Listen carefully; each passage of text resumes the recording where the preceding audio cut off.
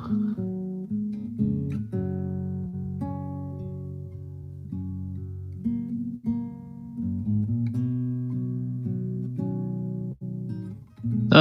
right, welcome everybody to Pregame for Saturday Night Greyhawk. I am DM Galabond, and the music you are listening to now comes from Sirenscape, our favorite desktop game aid application. This is a sound set called Jan the Noodling Bard. Noodling Bard. Yeah, and this music is just called Noodling Songs. At least it's better than canoodling. Yeah. Yeah.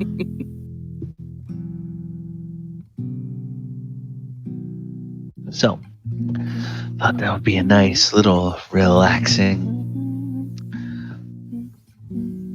How is everybody's Thanksgiving? Those of you from the U.S. Not bad. Good. Busy as always. Too much. Yeah. Food.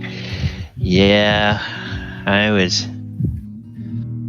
eating on leftovers until, well, actually, I still have some turkey left over. Took me until, was it yesterday? It was Thursday. Thursday, I finally ate up the last of the pecan pie that I had from Thanksgiving. Oh, I'm so jealous. My sister gave me 2 pieces of pecan pie to take home. I would rather have just taken the whole pie home, but, you know. Yeah. Choosers. Yeah. Never understood why everybody loves pecan pie. It was... If you buy it generic... Sorry, go ahead. It was something that I probably, when I was in my teens or 20s, I finally started to get a taste for it. But I just like it. I like it better than pumpkin pie. And it's you obviously eat slightly smaller pieces because it's very, very rich. Yes. And extremely sweet. Now, who makes yours homemade? Well, this year I was the one that carried the pumpkin pie carried the pecan pies everywhere. So, Publix supermarkets makes mine. See, Publix has a great bakery. My grandma Everett, who was born and raised in Beattyville, Arkansas, she has a recipe for pecan pie, and I'll tell you what, that we have that every year, and that is just one of the most delicious pecan pies. I can't eat the ones out of grocery stores after eating hers because it's just like...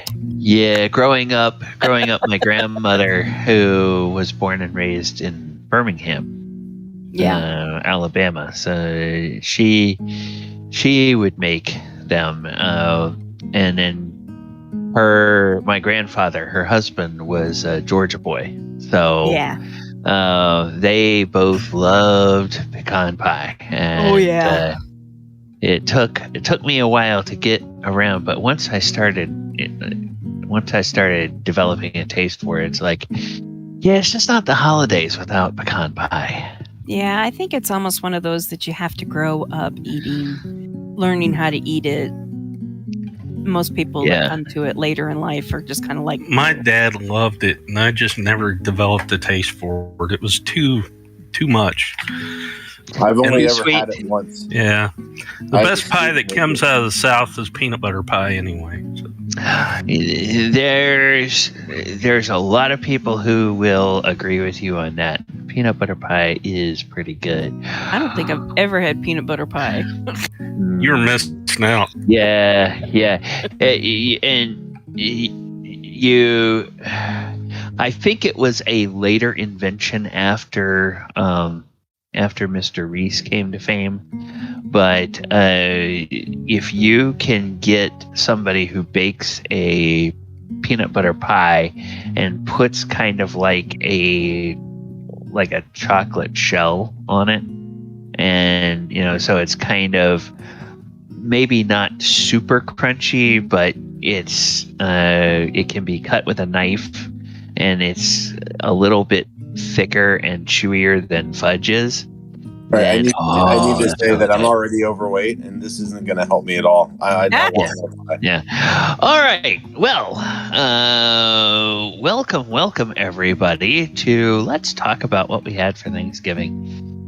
Welcome viewers, welcome players. My name is DM Galabond, and we are here for session 21 of the Greyhawk or Saturday Night Greyhawk game, and tonight we are looking at a session called Prisoners from the Tower. Last time we were in this here adventure, I am going to turn down the music, and I am going to go and change the sound set over to more of our environmental, and now I have a lot more things added. So let's just see. I think we'll bring that one in. Okay, this is the one I think we were using for just a general ambiance. All right. Last time we were here, the party fought and won a battle along with their Gnoll allies in the tower. The tower Rapunzel. And they killed several and captured a lot of defenders. And there are rooms chock full of these cloaks with the Elder Elemental Eye, and the party had an idea of what they wanted to do. But Nico, I think you had a notion about how you wanted to sort of help discern what is what when it comes to the loyalties and the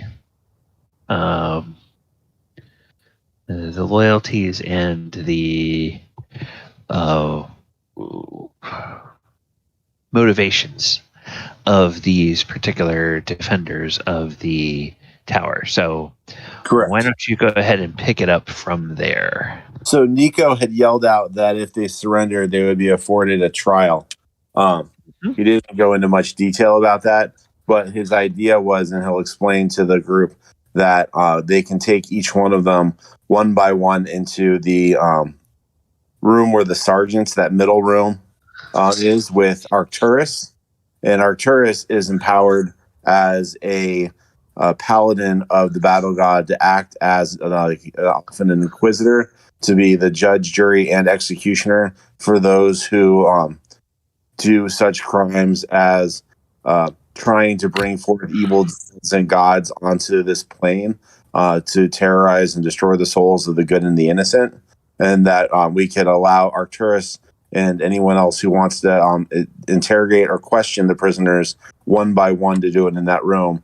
And through the process, see who is guilty, who's innocent. Is anyone being forced to participate because their daughter or son's being threatened with death, or are they willing and knowingly serving greater evils? In which case, it would be Nico would empower Arcturus to summarily sentence them to execution for their crimes.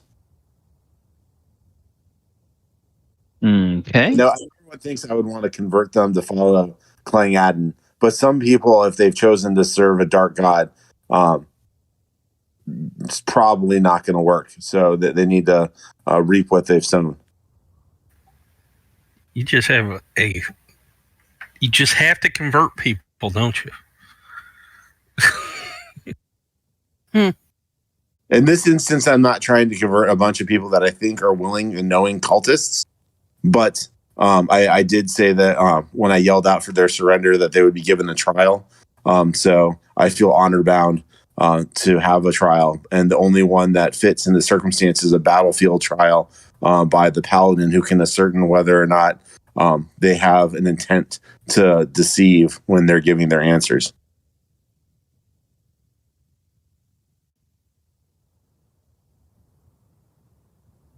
Okay. So, is there any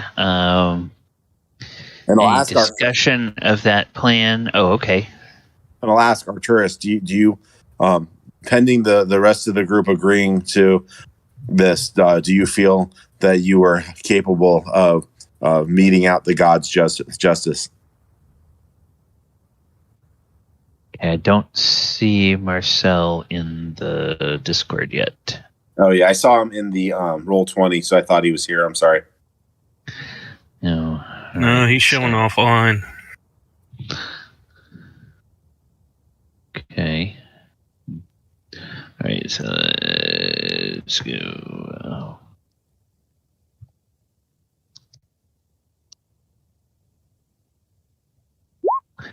Right. Oh. I messaged him in Roll20. Okay, so while we're waiting for his positions, so we're not surprise attacked by another group showing up. Okay. So who would basically watch the door? The different arrow slits and the door. The Gnolls can watch it, and then we can be guarding the prisoners with a couple of the Gnolls that are left. Okay. Are the crows still outside? No, they all flew away. They flew off in the direction. Somebody was looking, and they flew off in the direction of the town of Nulb. So we'll have one of the Gnolls go over here to this arrow slit. One goes over here to this arrow slit. Is anyone close to death? Are any of the Gnolls or any of us really close to look like they're really hurt? Some of the Gnolls are bloody. I don't remember if any of your fellow party members are bloodied. Talon's down 7. Then I'm going to use, while we're setting up and organizing and talking, I'll use a Cure Light Wounds on the worst injured of the Gnolls, and I'll use a Cure Light Wounds on myself because I'm pretty hurt now. Okay. So we'll have one of these guys goes over here, Gnoll leader will come over to help with the interrogation. Archimedes was hurt pretty bad from the rose.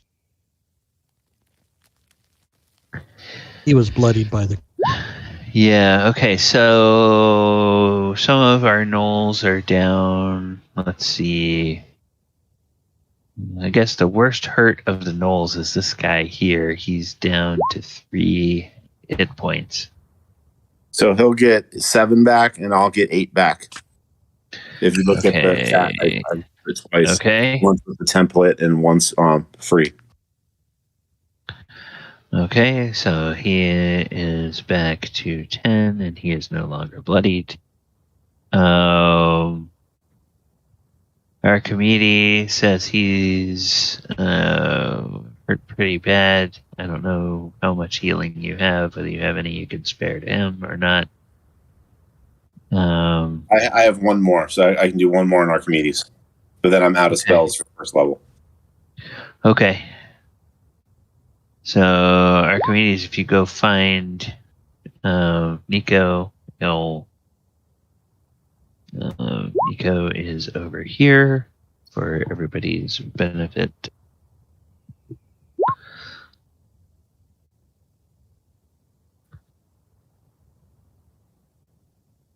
All right. So then, while that's going on, let me go around. Quint, what are you doing while people are dispositioning the prisoners? Are you helping to guard them, disarm them? I think Quint's gonna maybe just kind of pop out right here and just kind of keep an eye more on the outside surroundings, just a little broader view than maybe what the Gnolls can see through the arrow slits. Okay. All right. And one of the Gnolls will step outside with you to make sure you have some backup and you're not up there by yourself. The other Gnoll will stay on the inside of the door, kind of to relay anything to the new defenders of the tower, aka you guys who are inside. All right, so that's Quint. Min, what are you doing while they're trying to figure out what? I was trying to remember if I finished searching this room or not. I think mechanically you did because we put it all in the. Oh, that's right. Okay. In the treasure sheet. So those of you who did not look last time, the treasure and experience sheet was updated with what was found in here. And that's under the sessions 19 and 20 entry. And so stairs go up somewhere. Those stairs go up to what at one point was a second level, but beyond this knoll, beyond the arrow slit, it's all collapsed. And there's, you'd have to like dig out big chunks of masonry before you could even attempt to get up there and see what condition the upper floors are in. All right. So it doesn't go anywhere now. So yeah, there was a bunch of loot that you found. In the room where you were, you found the four bolts of silk, which you get to determine what colors those are. And that was kind of like the treasure, if you will, that was in there. So she comes out walking with these 4 bolts of silk, like one's purple, like royal purple, emerald green, sapphire blue, ruby red, and she's like, "I found my treasure. What'd you guys find?" Oh yeah, and then also, I'm sorry, I was looking at loot. Under treasure in there, you found that padlock chest. There was a potion of healing, a sack with some coinage, I think, wasn't it? Electrum pieces, but I just dumped all of the coinage into one pile. That's fine. And then there was a jeweled dagger. So between the, she will have put those into a pouch and brought that out, and like, he's still hanging onto the bolts of silk, like mine, and then hands the bag of stuff to one of her teammates and goes, "Here, this is for the rest of you. I'm keeping the silk." Did you also put on the hooded cloak of brown velvet trimmed with fur? Did I find that one? It was in the chest of drawers, and I thought that's what you looked through. Yep. No, that was in the brigand leader's quarters. So that was in your in the room that you were in, Nico, the brigand leader's quarters. There's a heavy fur brown cloak. A hooded cloak of brown velvet. Hooded cloak of brown velvet trimmed with fur. So you see me carry that out too when you're handing off the treasure, and I put stuff down. Meanwhile, Lynn's like rubbing her face on the silk, like, "My precious." Okay. That's about it. That's all I do. Yep. And there were, I don't know if Tony or Marcus or Marcel has been able to see it or not, but in the treasure and experience sheet, there are 2 small bags that curiously won't open for anybody except Greyson and Arcturus.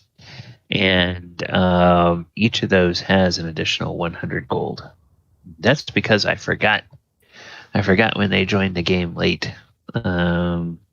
that in the lower levels, I give a character 100 gold per level when they start, just so kind of they can outfit over and above whatever their normal starting gear would be, because I think during first level you guys each got a couple of 100 gold, so it's like give them a little bit so that they're not coming in just, hey, can I bum some arrows? Hey, anybody have a bow? Anybody have a sword? So speaking of that, we collected the equipment, and Nico had recommended that Arcturus and what was Tony's character name? Greyson. And Greyson wear some of that plate armor, and then suggest the masterwork, but the sword that's very, very shiny, that either Quint or Achilles take that, and maybe Talon take the jewel dagger. Yeah. Now the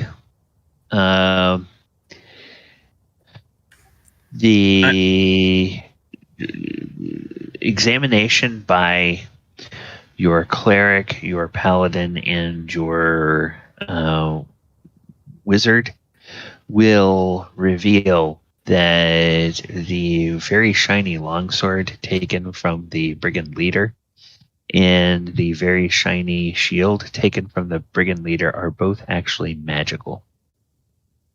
So it's a magic sword and a magic shield. And is it a large shield? It is a it just says magic shield. So that means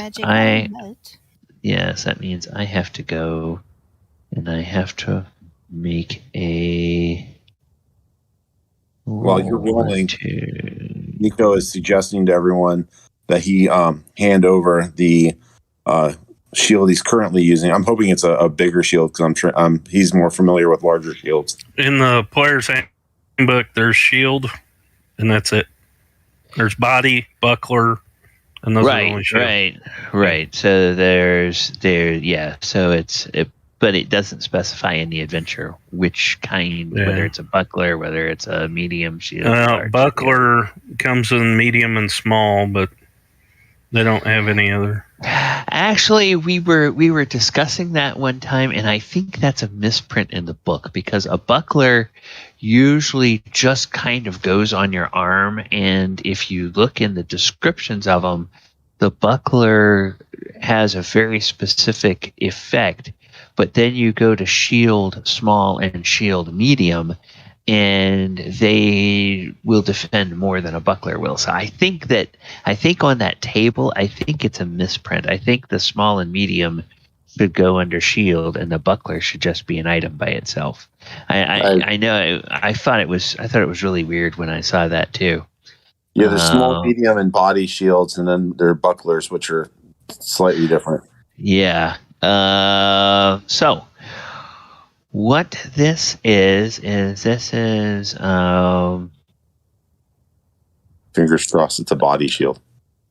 Okay, this is a it's a 1d4. A body shield would be the same size as you. I know, it's what I was using before. This is it's a medium shield. So it's the 10 pound variety. Normally 7 gold pieces, but this is a +2 shield. A +2 medium shield.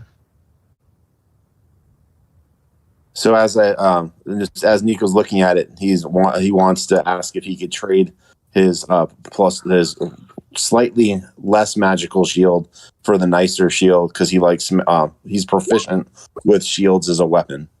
So he 2 weapon fights, but one of his weapons is a shield.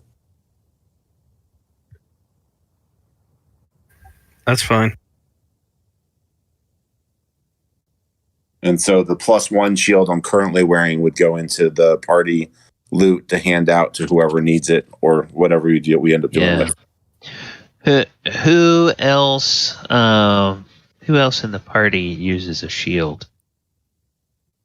I'm guessing only Tony's character is going to be, because he'll be using it was probably a shield and a longsword or broadsword.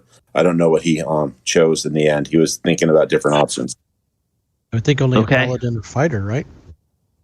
Yeah, the paladin, the fighter, and the cleric are the three who use shields. But the paladin uses a two-handed sword. Yeah, okay, so the paladin won't have it. I am going to the loot thing. I am going to say to Nico, and I am going to put the little strike through on that. All right. So we know what has happened with that item. Then there is a +1 magic longsword. So it sounds like that would be something that Greyson could use, but with him not here, I don't want to make any decisions because there may be other party members that can also use the +1 longsword. And both the bard and the ranger use a longsword. And if Greyson chose, if he's proficient with the broadsword, then I'm certain that's true. If in his charity, Arcturus was holding the masterwork broadsword we found in the moat house in that one southeastern bedroom where the fighter didn't. Okay, yeah, well, we'll figure all that out when everybody gets here. I saw a message from Tony and he wasn't feeling well, so he may not join us.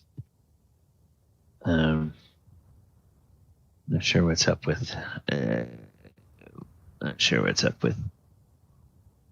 Marcel, but he apparently is able to be on Roll20, but hasn't been able to get on to Discord at this point. All right. So let's do this.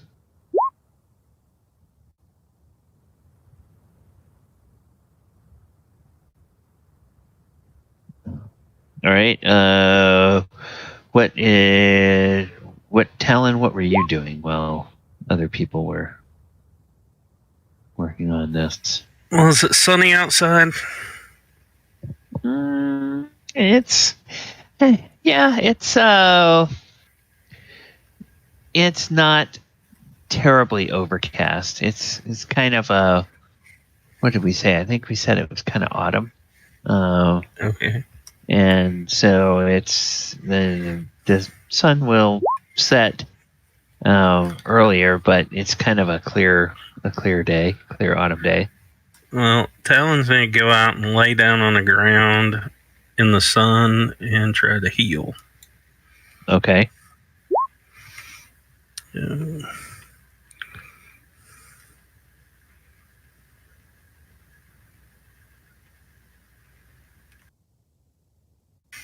So, Right.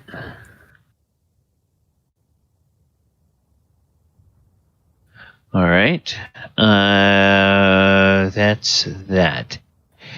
And Archimedes, what are you doing?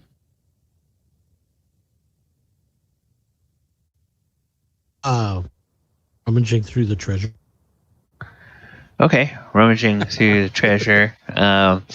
You can. I was looking for the good bottle of brandy and the sword. That's all. The good bottle of brandy and what? +1 sword, unless there was. Oh, okay. Yeah.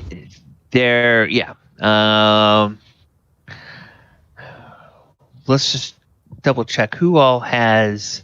Does Archimedes have any magic items at this point? Don't believe so.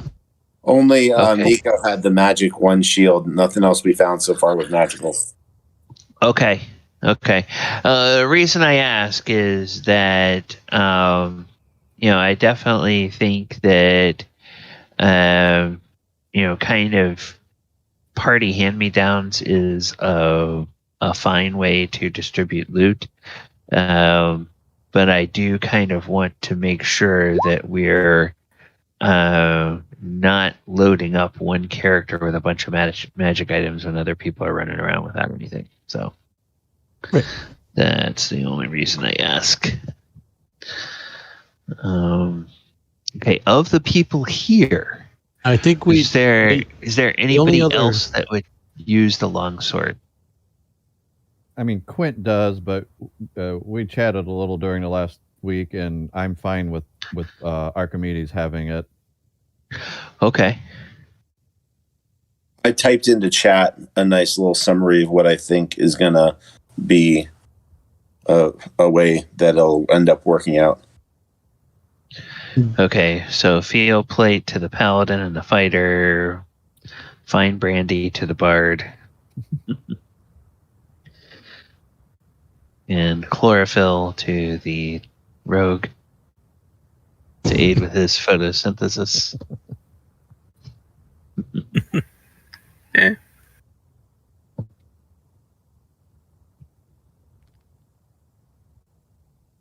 Was it Jason that we had arrows? There was. Well, you and I have a couple. We each have 2 arrows that had a faint reddish aura that we've had for a long time that we never got identified.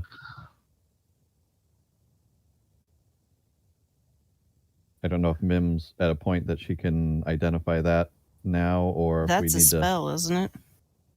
I think so. I think identify is a spell.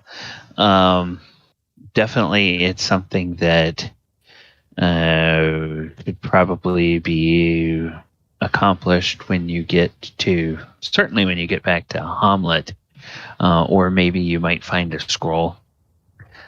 And if I'm going to get the shield, I would certainly go ahead and say, well, then go ahead and take all the arrows, all the favorite arrows or whatever. And you mean the sword? Did you mean the shield or the sword? Because you said shield. Oh, the arrows. Like he and I both had some of those arrows, and so I would just totally give those up to him if I'm going to get the sword. Sword, okay. I'm fine with keeping them split up that way. That way, I mean, at this point, we don't know what they do, and if they come in handy for more than one of us, if I'm out of commission, it might be good for someone else to have them. I mean, I know what you're trying to do, and I appreciate that, but I think it's better to spread them out. I mean, we can reassess once we know what they do. Okay.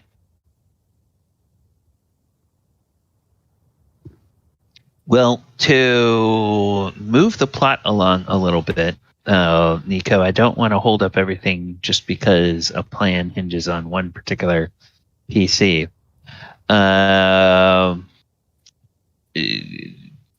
Narratively, we can say that as you start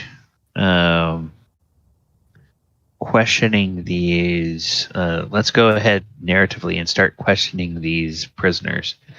Is there like a standard battery of questions, or do you? Yes, they would be all asked whether or not they chose to be here.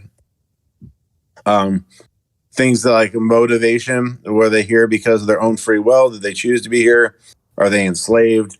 And then clearly, like how long have they been acting for the evil cult? Who, like, how many people have they killed, or men, women, children, dwarves, elves, whatever? We'll go through like a list of questions, and just Arcturus would pay attention to when they lie. And then, like at the end, what are the plans that you know about, and see if like any of them are willing to give us information, and if they have been of their free will had joined the cult and had done atrocities, then at the end they would be sentenced to being executed. They all look at you And when they get questioned, some of them resist answering at first. But when they are finally compelled to start talking, the picture that you get from them pretty universally is that they are all devotees of someone that they refer to as the Master of Dread.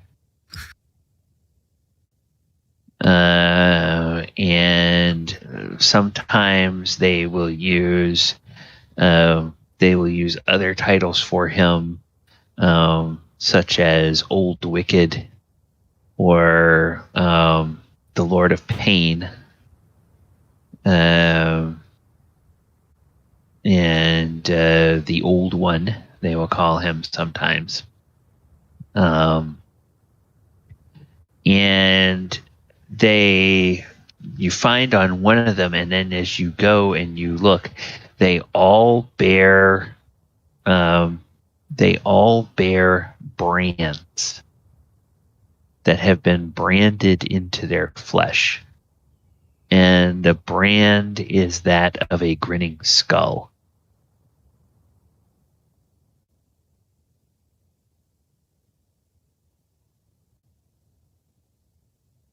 So they're all followers of the Death Jester.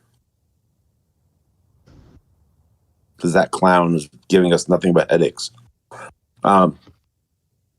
So I'm going to look to the group. Once we've done all the interrogations, they're all secured, and we all talk to the side and say they all seem guilty of trying to willfully bring evil into the world. There's no way I'm going to be able to convert them, and there's no way we're going to be able to bring them back to Hamlet or Nulb and be able to deal with it. So, like, I do not have any problem with empowering the Paladin to meet divine justice.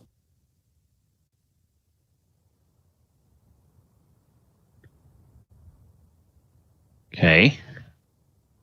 And some of them, when they are threatened with, tell us the truth, or, it'll cost you your life, some of them will grin at you and say, go ahead, send me to the Lord of Pain. He'll just send me back as a spirit to terrorize you.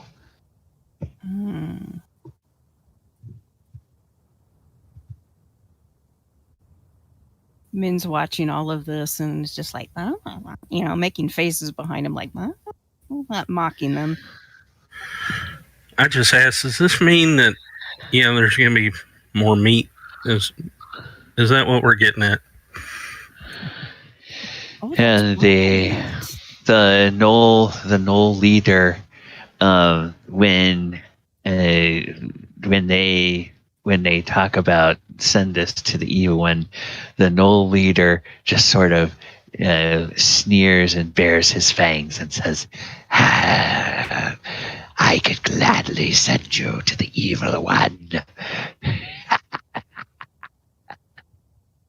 And I guess the last question we would actually ask each of them separately is, where is the hidden exit from this building?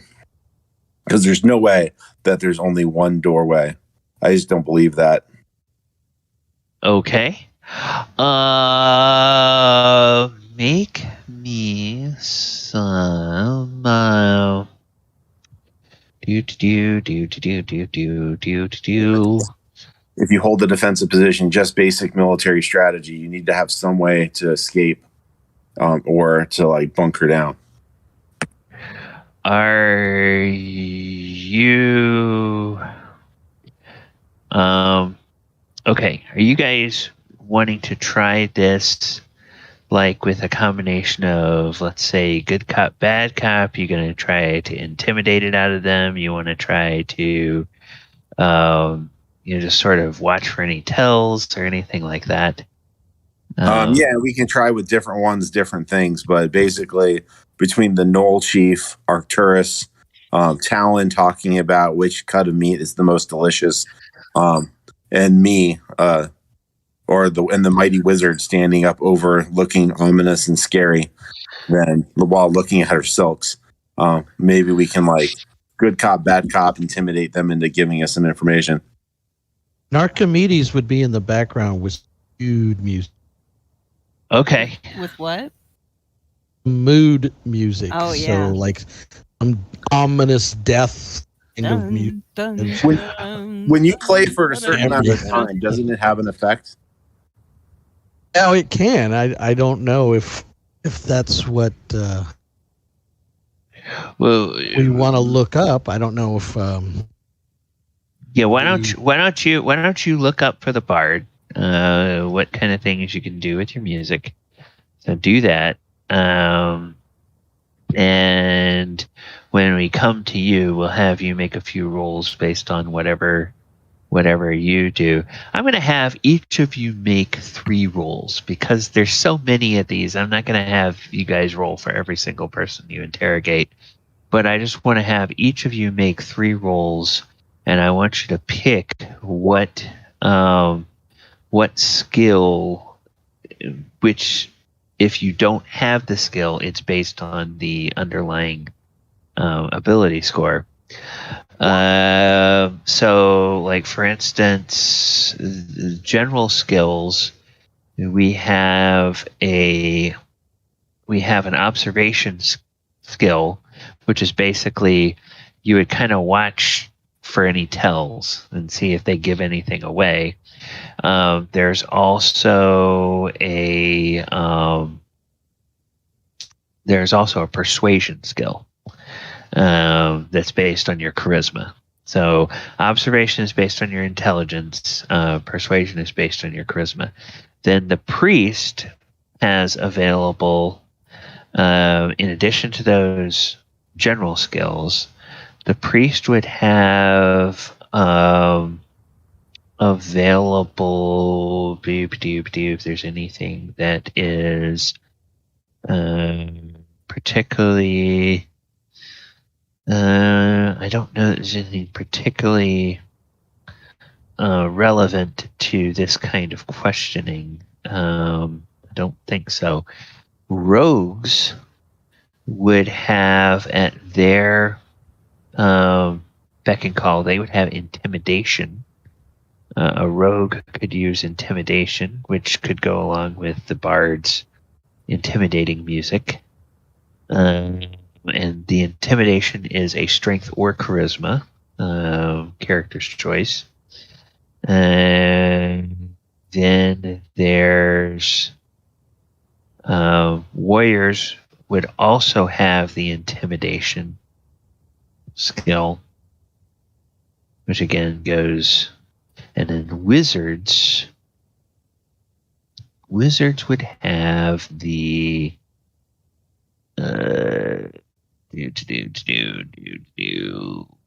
yeah, I don't know that wizards have anything. They have the spell fear. I don't have that spell. Yeah. Oh, you didn't have it? Oh, okay. No. Yeah. So let's take a look at each one of you who are here, and we'll just go through the ones that are here and have you tell me which ones you're using. So, okay, all right. So, Nico. So, what skills would you be using when you're questioning these guys? The Crusader kit is a combination of the warrior and the cleric and has access to both lists of skills with no additional penalty. So he could use the intimidation. He could, in fact, use intimidation, and that's going to be a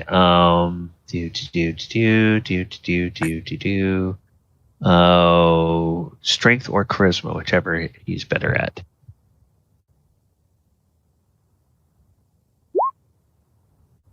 And you want me to do it 3 times? Yeah.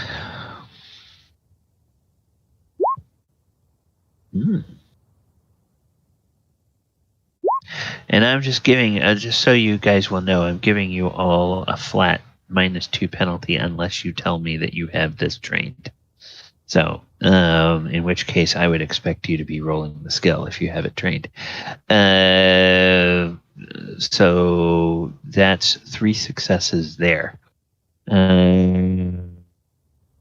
Quint, are you taking any part of this, or are you just on watch this whole time? I figured he'd be outside watching. I don't really expect him to be.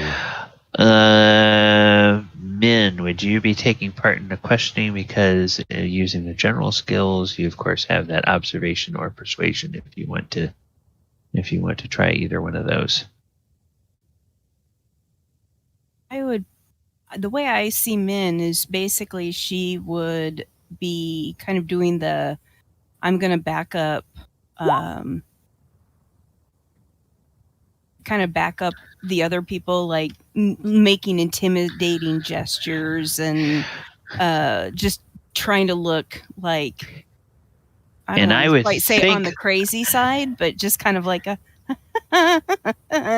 And would it be fair to say that while she's doing that, she's sort of watching their reactions closely? Yeah. So that would be observation. Okay. So you can make an intelligence check, and if you don't have the observation trained, I don't. It's just going to be a flat -2. So make 3 intelligence rolls. Hang on. Did it ask me for the little... Oh, there it is. I was going to say, where's the little box? Okay. So in the modifier, just put -2 or positive? Yeah. -2.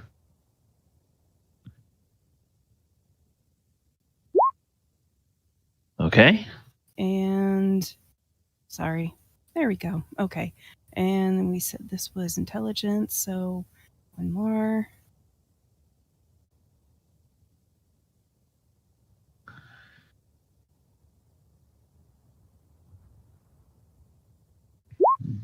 And one more. I'm having to juggle here. Okay, there we go. And stick it in there. And -2. Okay. Okay. Ooh, okay. All right. That's a 1 on the dice. Yeah, 1 on the die. Nice. So that's 3 successes there with a critical success. I guess for some reason it's actually, I don't know why it's doing that. Okay, all right. Talon, would you be taking part in any of this? Not unless it happens an hour and 10 minutes after I go up and lay down. Probably no. The answer to that is no. And then Archimedes. What of those skills would you be using as a rogue? You have access to that intimidation skill, which you could use with charisma, or you could do the observation or the persuasion, which again is a charisma skill.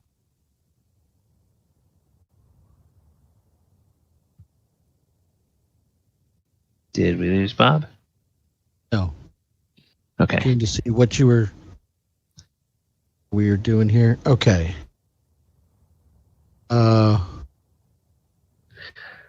Would you like me to roll on? It's your choice. You can roll the. Do you have any of those skills or any of those non-weapon proficiencies? Do you have intimidation or persuasion or observation listed? Okay, then intimidation and persuasion would be charisma skills. You could roll 3 charisma checks with a -2 penalty, or if you wanted to do observation and just watch their reactions, you could make 3 intelligence checks at -2. I would want to.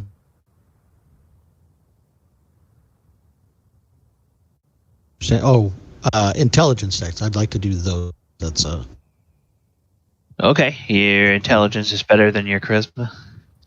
Oh, my charisma. Oh, for the charisma, then no. Yeah, I do.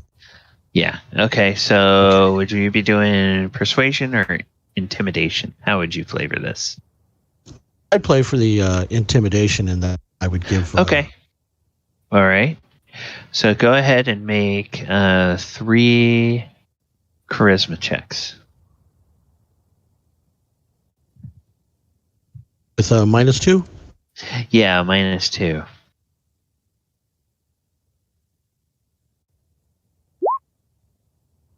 Okay. It's a crit. Crit success. That's a success. And one more? Yep, one more. Sure.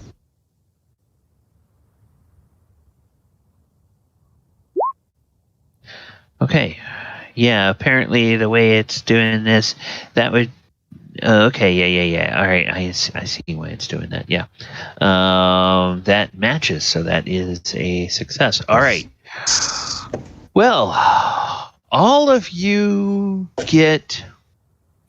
through your means of interrogation, you hear several different answers, but there's one answer that's kind of consistent.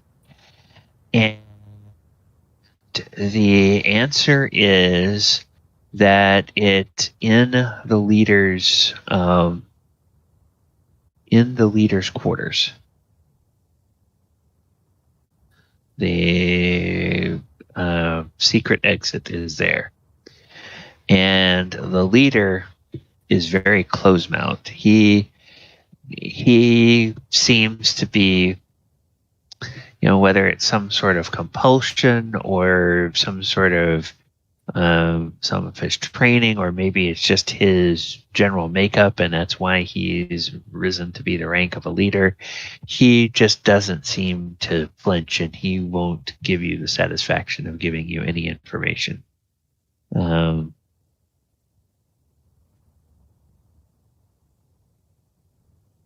But that you hear enough that there's a secret exit in the leader's quarters. But the people that tell you that, they kind of give you different answers sort of all over the place. But so in other words, you know where you have to concentrate your search, but you're still going to have to search for it. Sounds good. Mm-hmm. So I looked at everyone. I have us talk separately while they're being guarded and say, do we think we're going to get anything else out of them? Or should we have, should we proceed to, let's just be blunt, should we execute them for their desires to bring hell to earth? Or Warth. I don't know how to pronounce it. Earth. I would probably suggest that if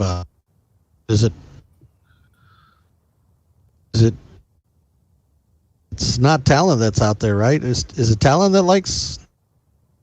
Talon's the one that likes to eat people. Yeah, is he? And the Gnolls. And the Gnolls, and right. the Gnolls. So that's why it would be like just Talon and the Gnolls should be able to, should be more of the part of this. We're more of the judgmental people, and then the actual. Does anyone have an argument or reason that we should spare any lives, or should we proceed and have them taken outside and justice be meted out? I would say justice for Talon. I figure would, it out. I would say that Talon they and the should be Gnolls. hung from the highest Okay, tree. so all right, I'm gonna do this because people are kind of talking at once and talking over each other. Sorry. Quint, yay or nay? Spare their lives, or they're evil, they need to die. They're here where the forest has been corrupted, so I say off with their heads. Okay, men, spare them or they die. Have I gotten the overall sense that they would rather die than to serve their god than repent? Oh, there's no repenting in Okay. these guys. Nope. Okay, then hang them from the highest tree. Okay, Talon, spare them or die. I think meat on the hoof is easier to transport than dead meat, and it stays fresher longer.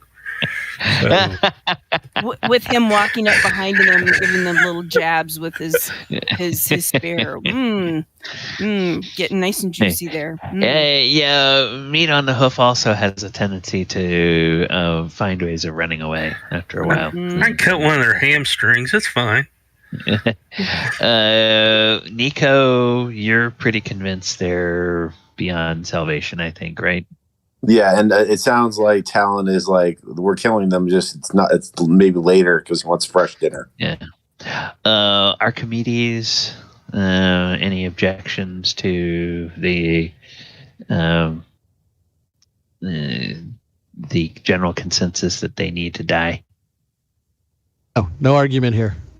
Okay. All right. I'll do well, this then. Okay.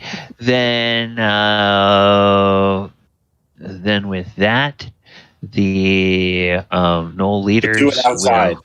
The Gnolls will work with the direction of the Paladin as the duly appointed executioner, judge, jury, and executioner of the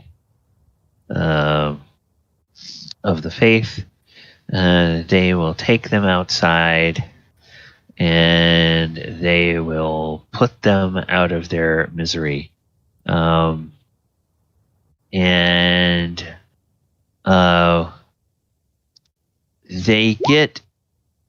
get a scare.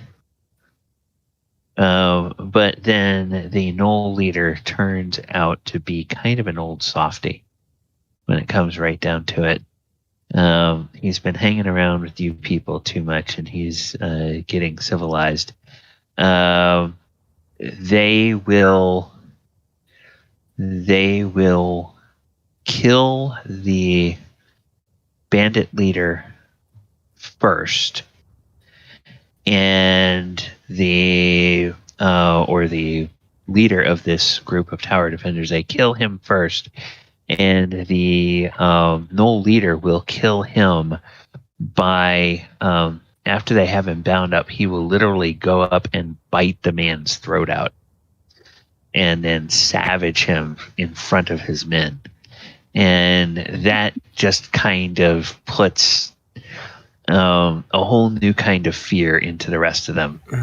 And the Gnoll leader will eventually get the satisfaction of the guy crying out in agony as he dies.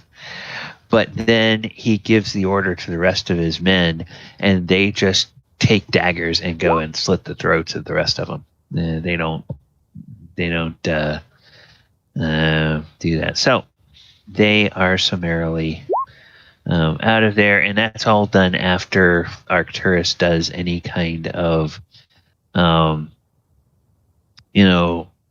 Lord Clangadin, we've given them a chance to repent. Clearly they don't want to. They are evil bastards. They need to die. Make sure that they don't come back to bother any of your faithful servants. Praise the Lord and bash the grits. Sort of. The grits? Yeah. Praise the Lord and pass the ammunition. Well, okay, yeah, maybe that's the. It just depends on if you come from the south or not. Yeah. All right, so they. Oh, come on, stupid thing. They are disposed of, and the Gnolls will dig like a mass grave, and they'll go about making up some care packages from the remains. Talon, by the time you finish recharging, you get up, and there's some fresh corpses there. A couple of the Gnolls are working on butchering them, and they'll kind of let you take whatever you want. But then there's a big pit being dug, and clearly most of the remains are going to be thrown into that pit, and it'll be covered over. Such a waste. I knew you were going to say that. Yeah. Well, I mean, like this area around here is it's despoiled, and it's despoiled in a different way than what you're used to. It's not despoiled in terms of just vegetation not being able to grow. It's despoiled in that the vegetation is corrupted and perverted in a way. And so it's kind of like you get the sense that even the Gnolls are like, yeah, okay, these guys are, we'll take parts that we think aren't too corrupted, but they kind of worry about eating too much of these guys. It might make them sick. They have gotten too civilized. Yeah, so that would be that. All right, so prisoners disposed of. Now, Nico, it's basically somewhere in this chamber here that you... I just wanted to bring something up about the secret door. Elves get a good chance of finding them. I do believe we have an elf or two.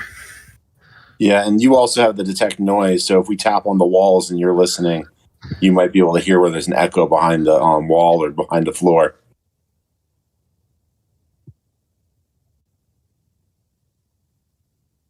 Okay. Well, I'm a half elf. Well, a full elf, if they're actively searching, gets it's theirs also. 1 and 2 on a 1 and 2 of a D6 roll, we'll find it. Yeah. Min is a half elf. Archimedes is a half elf. Quint, I'm not sure. I think he's a half elf. Okay, so I thought somebody was a full elf. Never mind. Yeah, Paladin is a human, and the fighter is a human.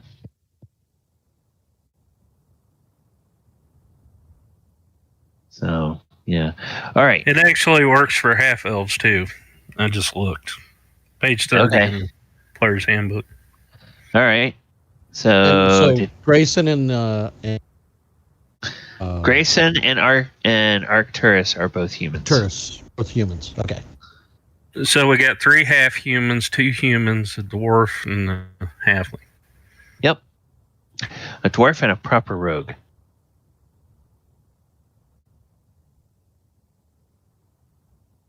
All right. So, any of you guys who are going to search, move your tokens up into this room and give me some rolls. So that...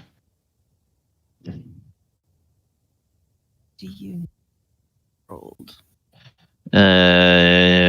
So be...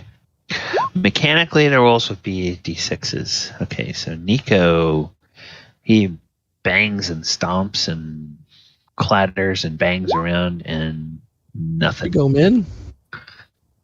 Archimedes, Concealed you come around and there's something over in kind of the northwesternish part of the room. There's something but you can't quite localize it. And, you start talking. Get a feeling over here by me, folks. This is... Yeah. And Min comes over and she goes, "Oh, well, why don't you move that dresser right there?" And so there's a dresser there next to the bed. So that's a perfect job for Nico. Perfect. Well, Archimedes and Min can start to start to pull that aside. And as you start to pull it aside, Min, very clearly, underneath where that thing is sitting, there are some, there's a couple of stones on the floor that do not quite look like they're exactly right. They look suspiciously different than the others. I see why. Yeah. And she pokes at the rocks or the stones. She pokes at the rocks and she discovers something. The something that she discovers is Find a trap. Trap. Broken tower. Tower area descriptions. Okay. Area 3. If you point out that you found something, then we should get Talon to check for traps. Okay. When you lift these 2 flagstones, you find that they're not full flagstones. They're just like pieces of wood that are cleverly colored Funk on them to look like flagstones. And when you pull that up, there is a bronze ring set into the floor. Guys, look what I found.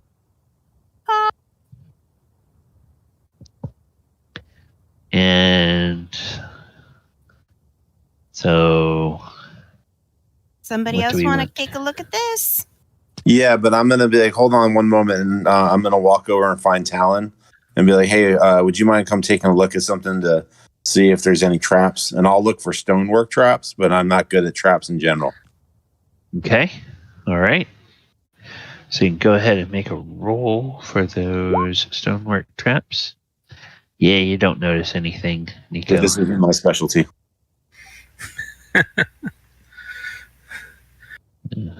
Basically, so yeah. Talon, you can. Let's see, what is Talon's? Oh, yeah. You look around and you are absolutely certain there are no traps. You do think this is a pretty cool mechanism, though, because you can tell that this bronze ring is designed to turn 90 degrees before it will open. You have to turn it 90 degrees counterclockwise before it opens. I'll turn it and pull up. Okay. But before you do that, I'm gonna are you gonna do it without mentioning you figured it out? Yeah, I'm just gonna do it. All right, never mind. Okay.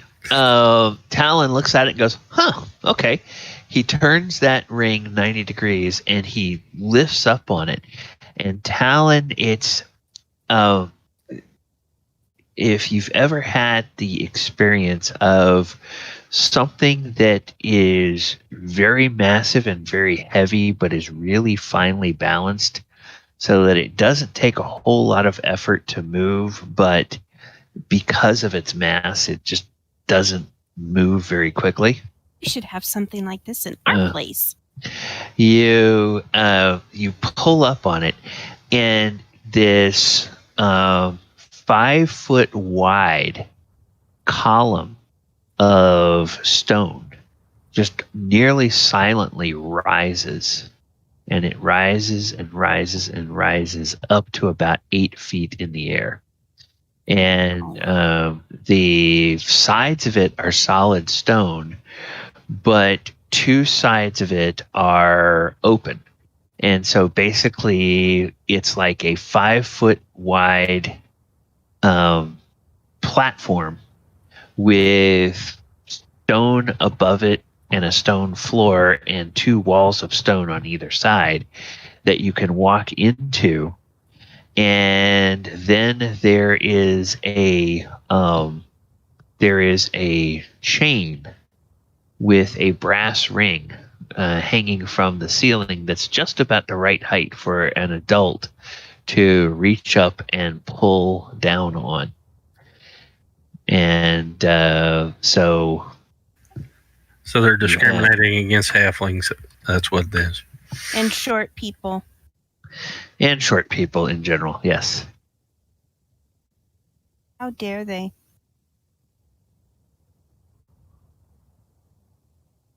Poor Talon. Poor Min. Can't reach it. Oh, nope. well. Min has a half elf. You're just about the size of a human. He's still a little on the short side. Okay. She's Short dainty. side. Okay.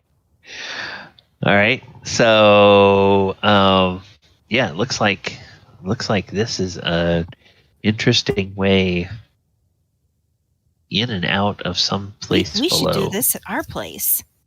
Do we want to explore this Can we now? just live here? Why? It's all broken. The other place isn't that bad. It's broken too. But not this bad.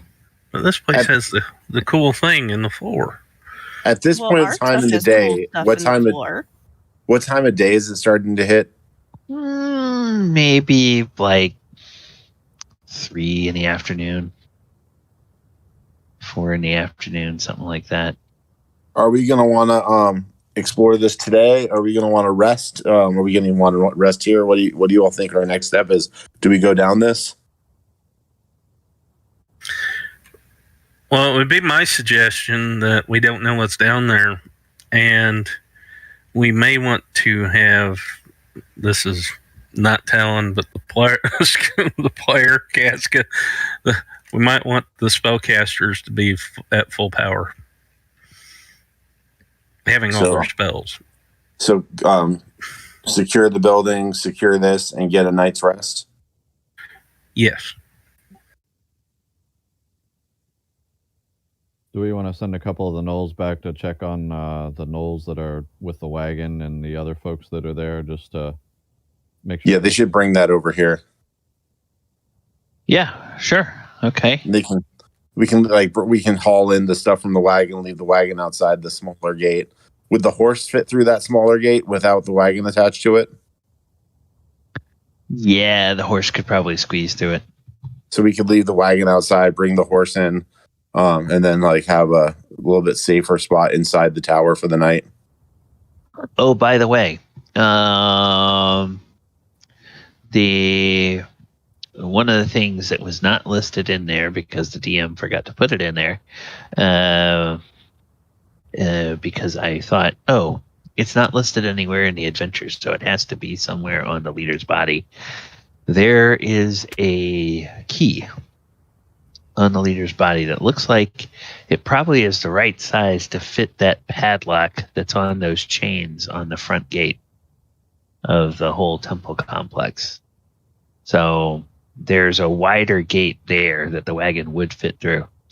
So you guys could, if you're bringing a wagon up, you could run around, theoretically unlock that gate, unchain that gate, open that gate, let the wagon in that way, and then either reclose and lock that front gate or just leave it unlocked.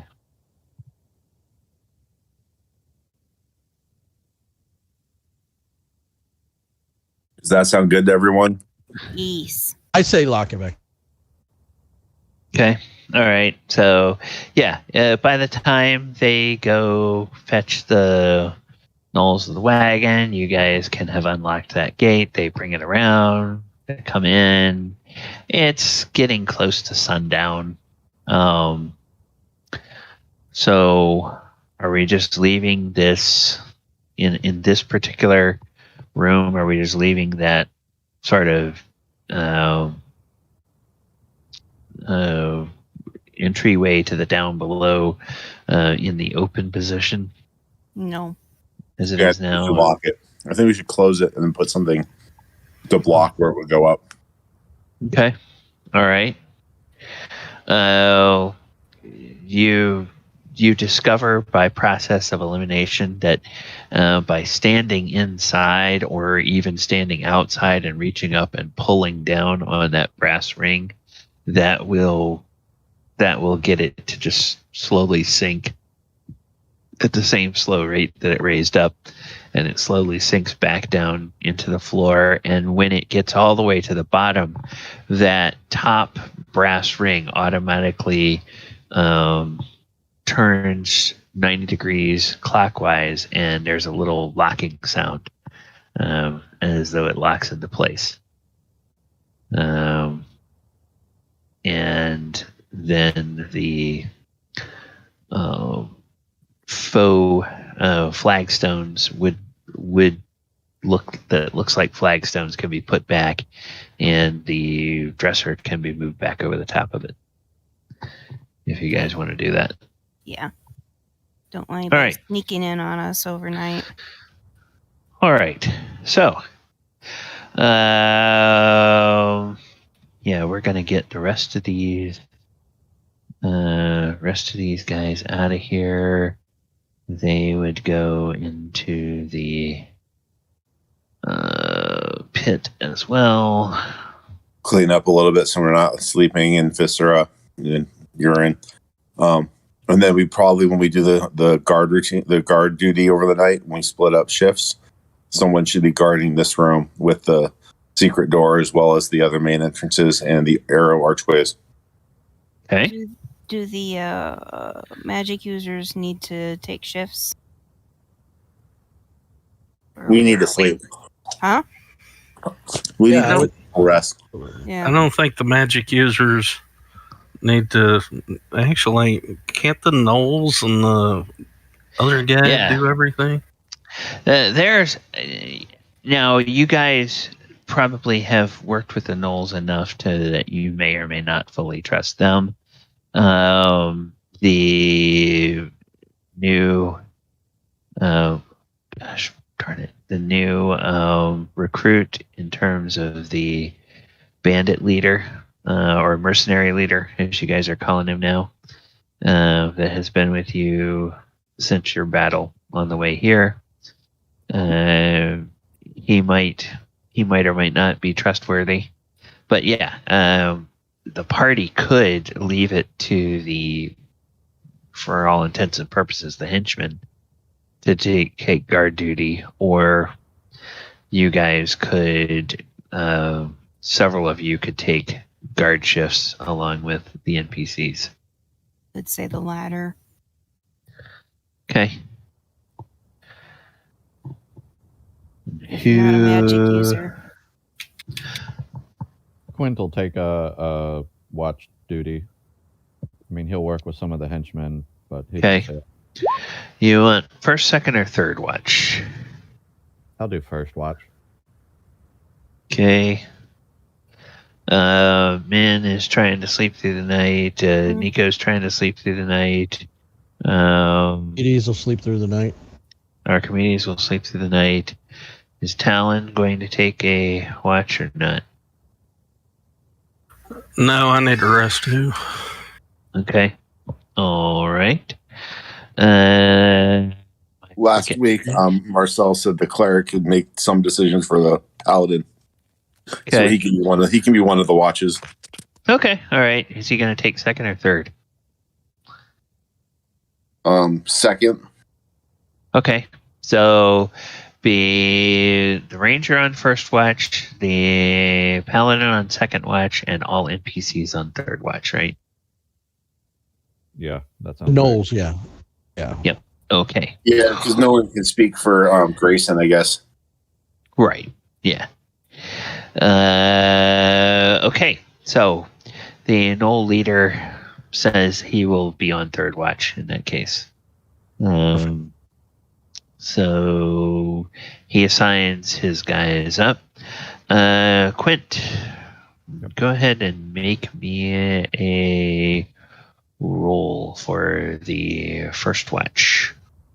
Would that be intelligence? I don't have any. Oh, fiddle faddle. What would that be? Yeah, I think just make an observation. So yeah, make an intelligence check.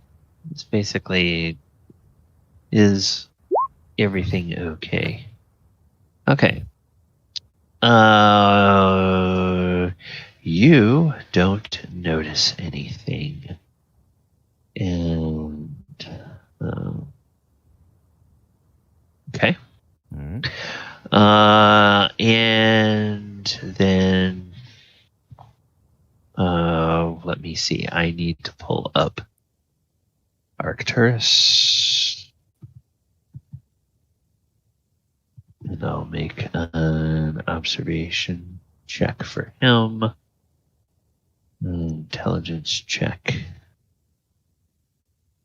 Okay, so abilities. I think we have this. All right. Intelligence.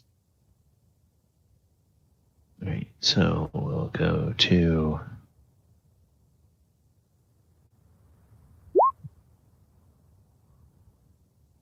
Okay. All right.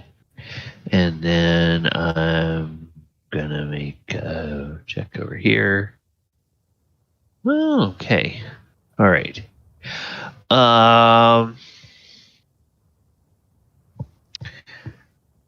You guys get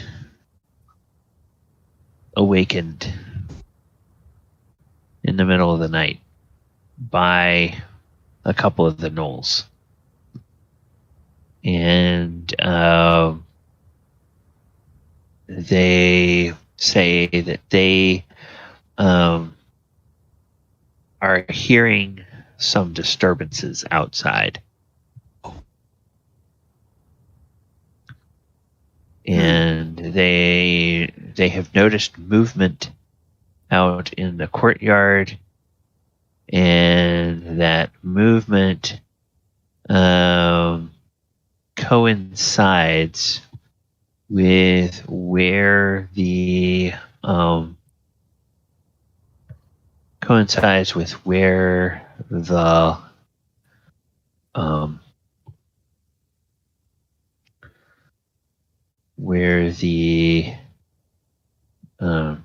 bodies of the bandits were buried. Oh. Do they wake everybody up or just a couple of people?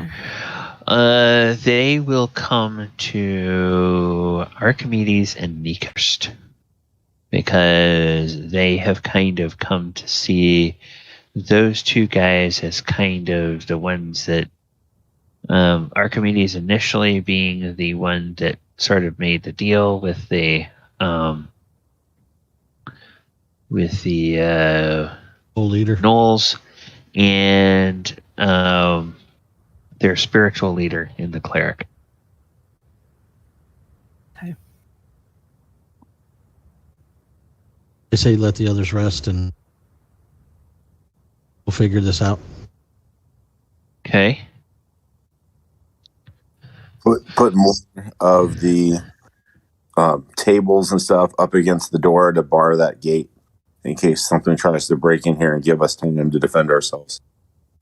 Okay. But we need to rest if we can. But yeah, I'm afraid that evil doings are afoot outside. And we brought the horse inside, right? Like I suggested. Yes. Yes. Okay. Yeah. I wouldn't want it out there just to be, noticed also by somebody passing by. Hey, why is there a horse right there? Mm-hmm. So yeah, we would want everything inside. Actually, the horse is the best alarm you're going to have. Mm-hmm. Because if anything's sneaking up, the horse is going to notice before anybody else.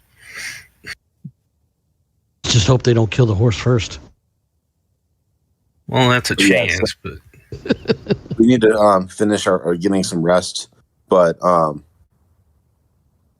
wake up, increase the watch of the Gnolls, let the people who had the first watch can rest, but let the Gnoll leader know what's going on when he wakes up, and maybe carry over more of the furniture and barricade that door more in case we need to be woken in the last moment. And we have someone guarding the elevator, right? Not elevator, but the secret door. Somebody's watching the room, yeah. Okay. And then have an extra person watch that. Okay. All right.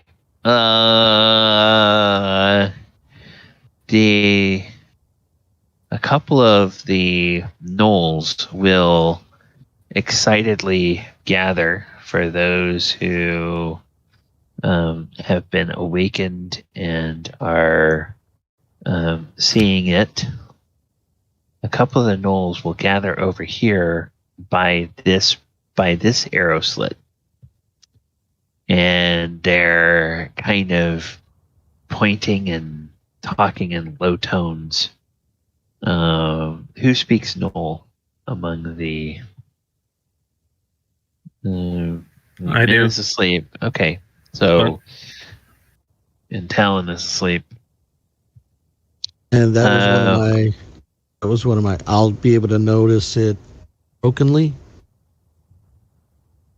Archimedes. Okay. Okay, that's right. Language. That's right. Okay, so you hear the word dig, and you hear the word scavenger, and you hear the word meat. And there seems to be an argument among the three Gnolls whether whatever they have noticed out there would be good eating or not.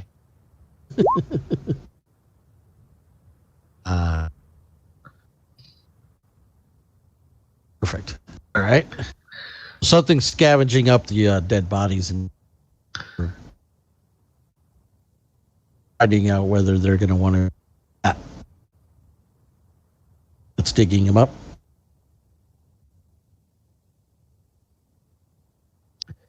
So, Nico, you get that report from or whoever's awake gets that report from Archimedes. You already hear Nico snoring. Okay.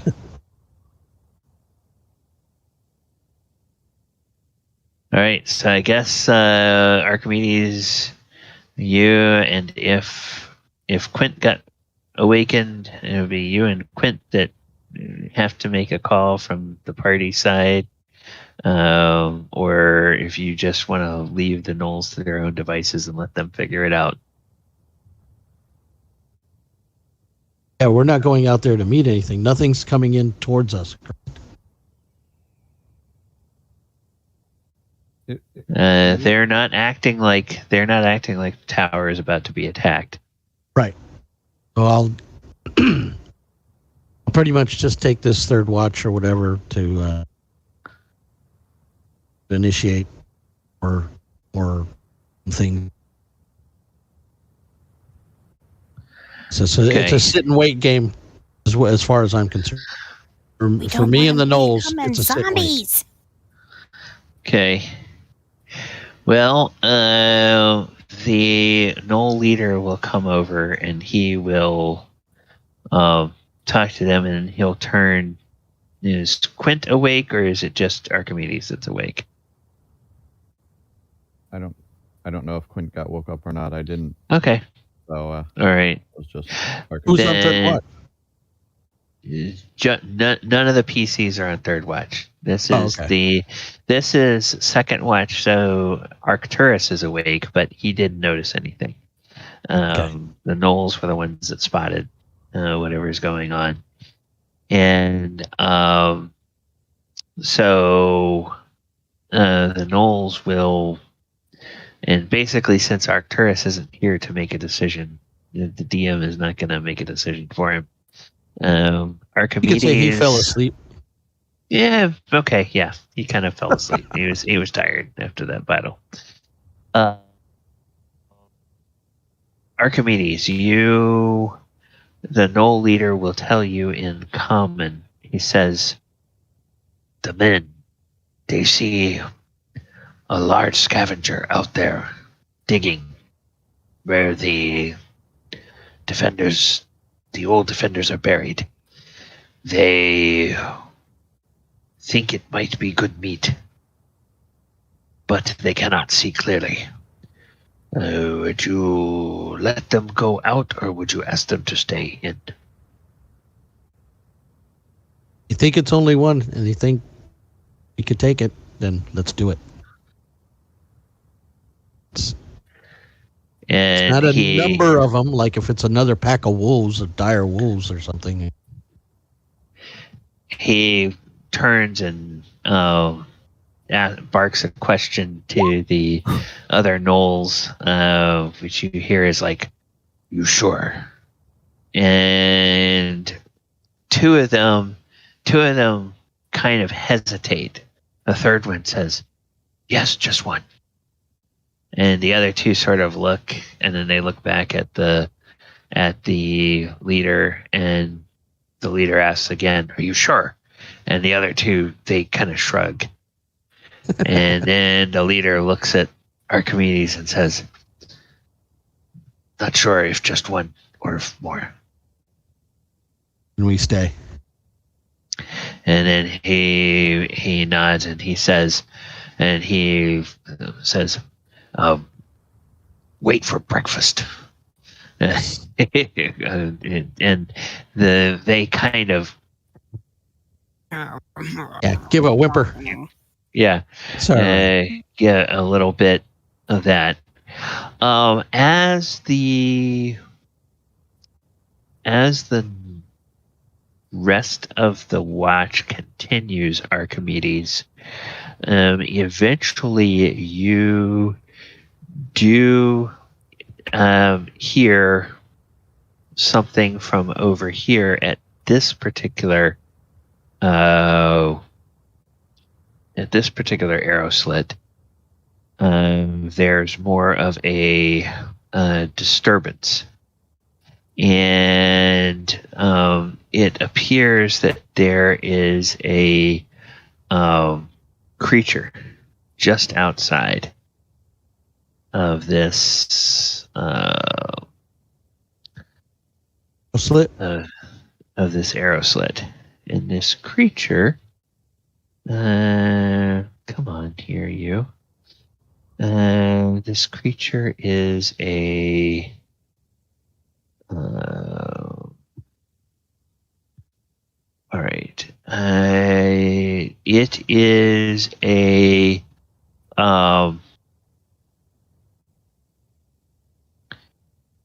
it is a giant.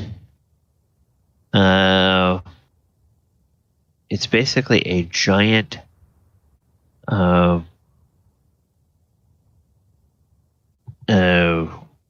lizard, and it is definitely large enough that from what you can tell, what you can see about it, it's about, the body itself without the tail is about 15 feet long. And it's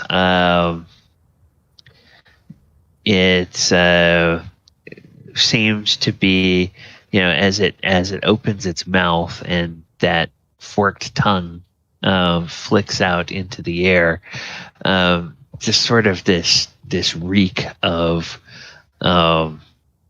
the smell of dead flesh comes off of its mouth, like it's been eating, and probably with that tongue, it's sensing the smell of something that might be delicious over in this area. But when it puts its nuzzle up against the arrow slit, it's too big to get into the arrow slit, and it just kind of gives a huff, and then the tongue flicks out a few times, and then gives another huff, and every time it gives a huff, this big wave of nauseatingly, stench of dead flesh comes in. It's not like a noxious as in mechanical poison scent. It's just, oh my god, that thing's been eating dead flesh. Smells like Talon. Yeah, it's like Poor Talon. Archimedes, you're on my list. There's this Gnoll next to me. I can't tell which one. Yeah. But then after about 10 or 15 minutes, realizing that there's not a way into this thing, that big lumbering beast moves off, and you don't see it for the rest of the watch. Oh. All right. And then the third watch passes uneventfully. In the morning, you wake up and you see that 5 of the corpses have been unearthed. And they're kind of, dragged around and, and like different pieces of them are taken here and there and whatnot. And there's like marks where stuff has dug into the dirt. So, yeah, clearly that thing was drawn over here from wherever it is. And from the bite marks, it looks like it looks like it was able to bite a torso of a human in half in one bite, and a couple of people have arms bitten off. One has a leg bitten off. So it's like, yeah, okay, that thing was probably bad news. But it appears that it was just some sort of natural scavenger, and not a thing that was to get us. Yeah, it wasn't specifically sent to hunt down enemies of the. It was just a passerby. Yeah. Yep. Well, it's probably an opportunist scavenger. Probably a resident of these parts. Can Quint identify the tracks? I can try. And the bite marks, the drags, the personality, my description, my awesome description and smell of, or description of the that it did. I could use animal lore to see if I could identify what they are. Yeah, okay.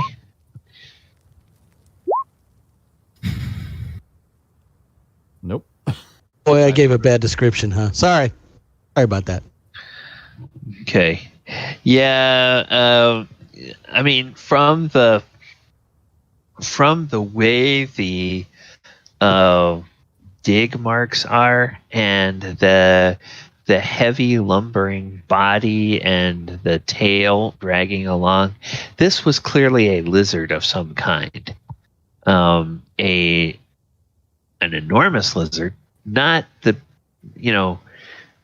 gargantuan lizard, but it would be big enough to cause, well, let's put it this way, you're glad the horse was inside. You're glad the horse and all of you guys were inside. And if a Gnoll had gotten a little bit too anxious and had gone outside, well, you may be down a Gnoll by this morning. Yeah. But fortunately, cooler heads prevailed. Those were what's out there, folks. let's be wary of the environment we're in. All right, so Do, do, do. morning comes. You all have regained. Nico, did you do anything to help people regain hit points more rapidly? Yeah, everyone would have gotten 3 hit points back, and it doesn't have a limit on the number. So he would have just had to hand out some herbs, some bandages, tell everyone to change it when they wake up to piss during the night, and then he'll check it in the morning again, pour some more clean water on it. Say the pain, itching means it's healing. By the time he got to me, all my stuff was healed. Hey. And because it's I have healing and I have herbalism combined, it's 3 hit points instead of just the 1. Okay. All right. And then. All right. So, yep. I think that. And because I was allowed to say what Arcturus would do before he went to sleep, so he would, because at the dawn he would get refreshed.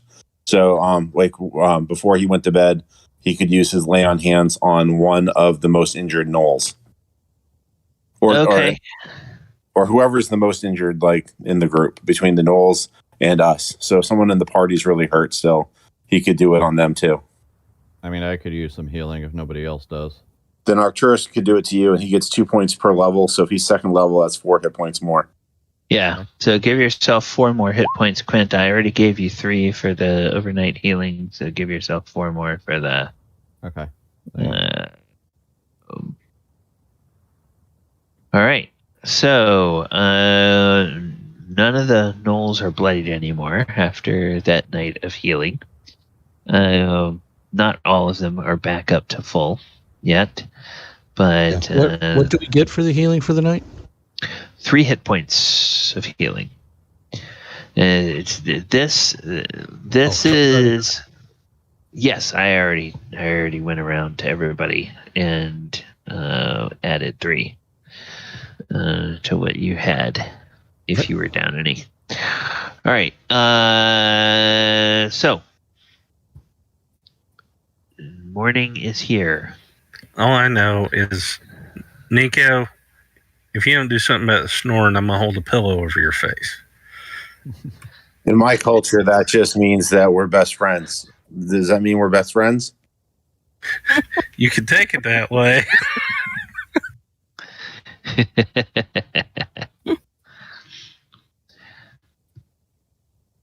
Still ain't gonna stop me from holding a pillow over your face. All right.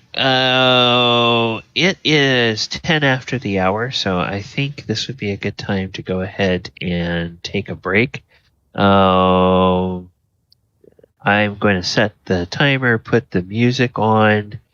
If you guys want to, you can either stay here or you can go to the off-stream channel and discuss strategy. But let's see if we can figure out what you guys want to do for the rest of the, in terms of trying to figure out what's going on with this. Now that you've located where the secret entrance is. So let's see.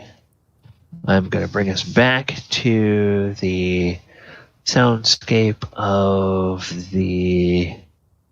what was his name? Jan the Noodling Bard.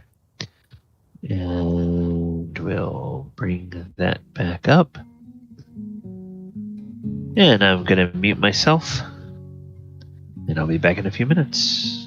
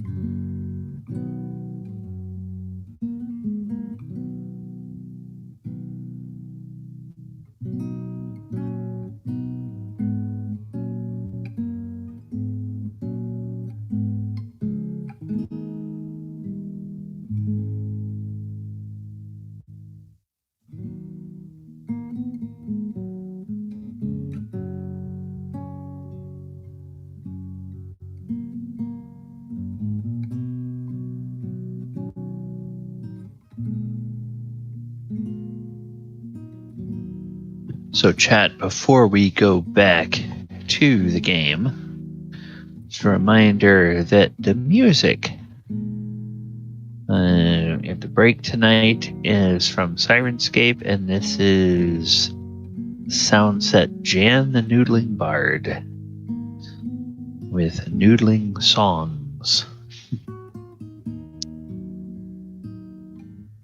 And then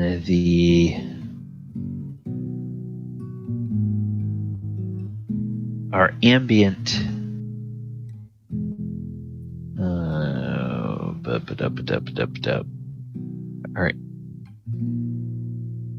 our ambient sounds during the session tonight have been from the classic adventure sound set. I'm just using the mountain sound set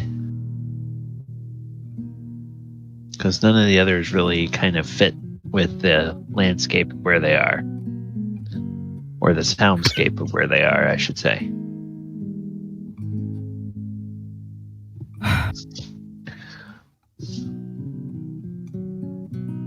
All right, I'm gonna go ahead and bring the music down a little bit. Bring back the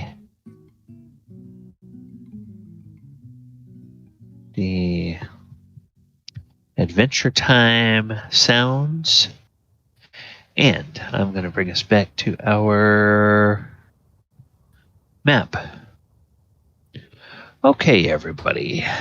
So, when we last left off, the party had discovered that the tower was visited in the night by a giant lizard that dug up some of the freshly buried corpses and munched on them. Lizard. Yep. And then went away after realizing it couldn't get into the tower. And there was no disturbance in the room where the secret entrance is to apparently something down below. What would you all like to do? Well, first of all, I think we should get together for breakfast. And after cooking up breakfast or whatever, Min looks at the rest of them and goes, so I have a feeling that the underground is our next adventure. How do we want to do this? Or do we want to do it?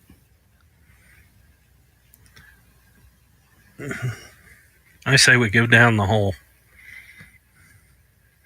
Okay. We could always go down a little bit, check it out, see what's there. If it's just, I doubt it's just one room, but we could see where it leads and make decisions as we go. Well, it's obviously an exit somewhere. So, are we exploring with everyone in our group, or are we going to leave the Gnolls here as guards and we go down? Like, what do you think we should do? Can we all even fit? Well, I know I can, but she looks over at Talon. The way he was pigging out yesterday, I don't know about him. She gives him this wicked little grin. Whatever. Whatever. You might want to look at your backside sometime. Oh, mm-hmm. The platform where you guys, the platform that got raised up there, two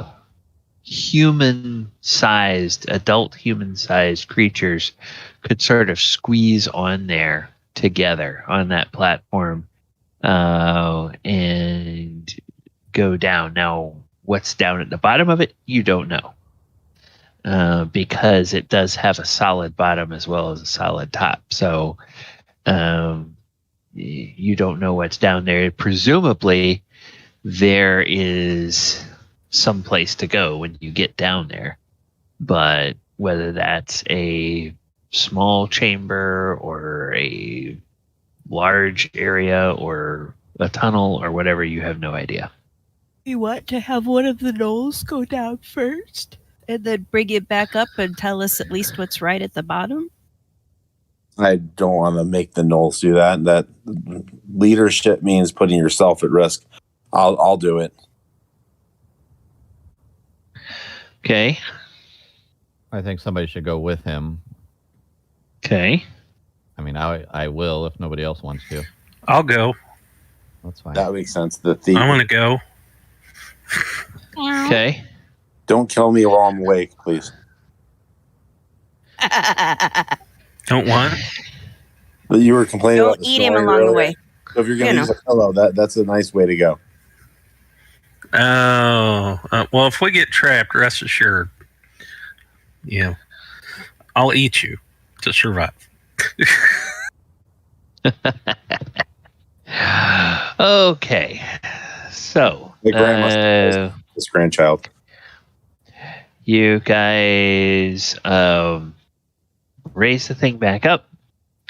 It comes up, and then you operate the mechanism once you get inside, and it sinks back down slowly, and it goes down, and it goes down, and it goes down. Nico, I want to what's your into how what's your yeah? Well, what is your sensitivity in terms of underground?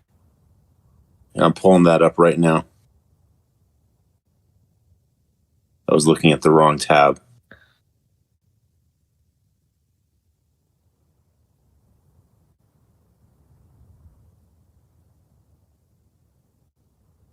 Within 10 feet of me, I can do these things.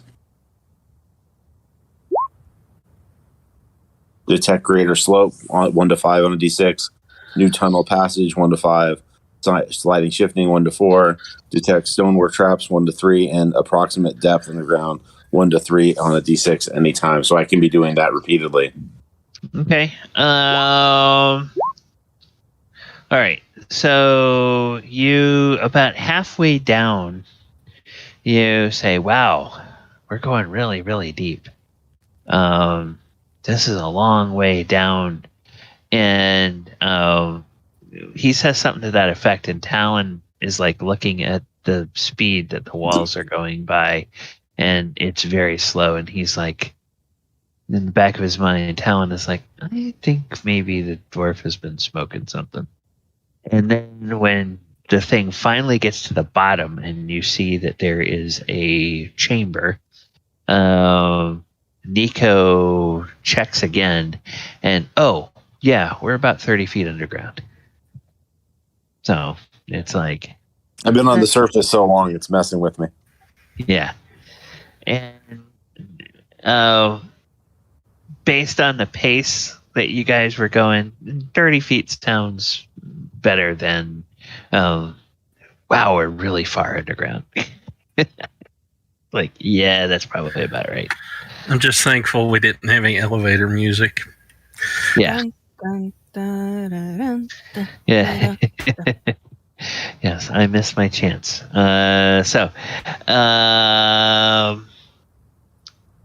What you guys find is you find a chamber. The chamber is 10 feet by 15 feet, and you spot the following. There is a small, flat silver box that is closed, doesn't appear to have any latches or locks on it. It's just a hinged silver box. There is a very nice cloak hanging on a peg by the entrance to a passage. There is a large pouch with a leather strap for shoulder slinging, sized for a human.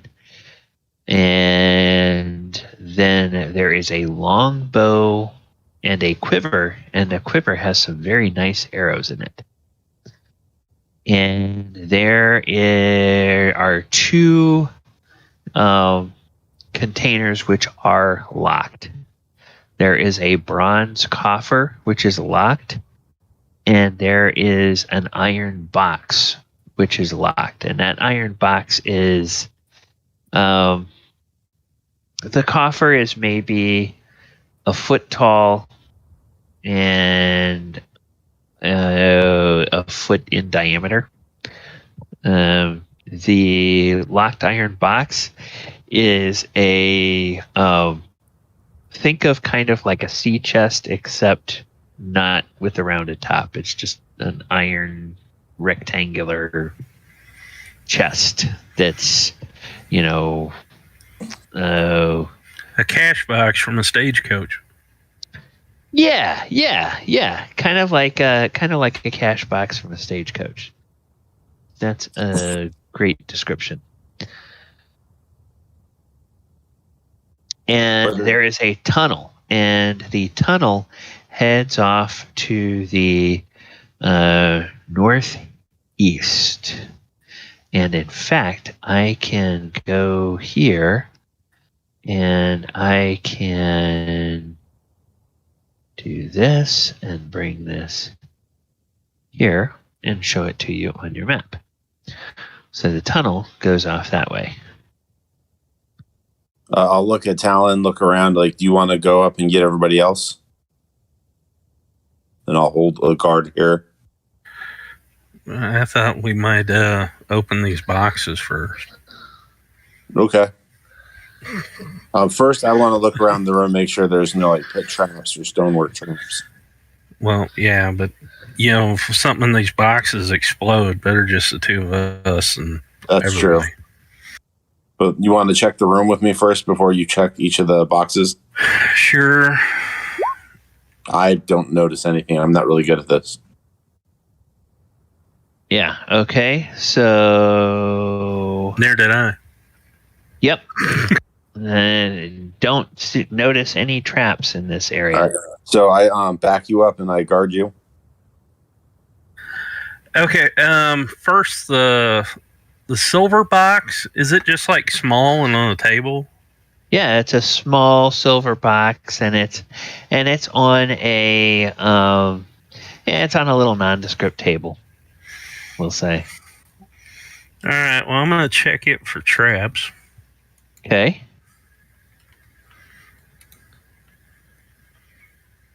Yeah,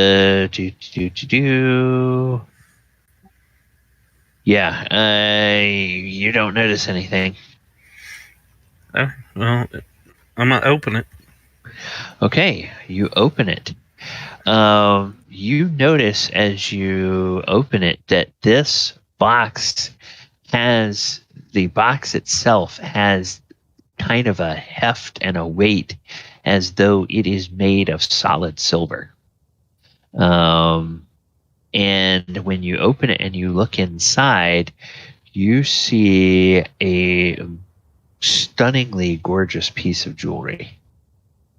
It is a necklace that is bejeweled, has some diamonds, some emeralds, some rubies on it. Probably worth a lot of money. I suggest not touching it until we can get Arcturus down here to detect evil. How can a jewel be evil? Curses. We're talking about the followers of evil lord, evil master, evil magician. Anyway. Moving on to the There's a cloak coffer. hanging on a peg. Oh, okay. The locked coffer. Mm-hmm. Okay. I'm going to check for traps.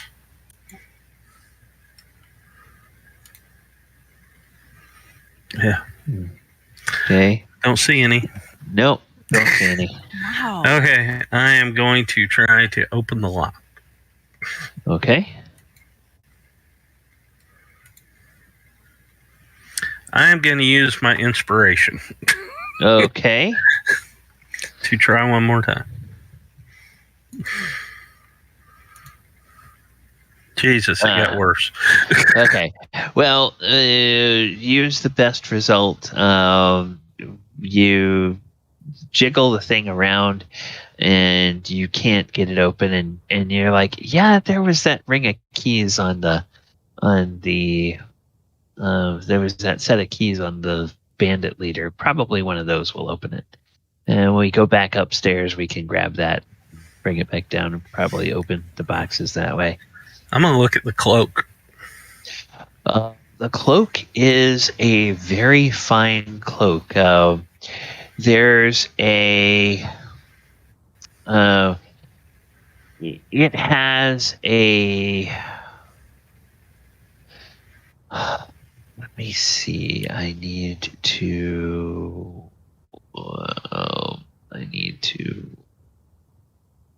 see in this.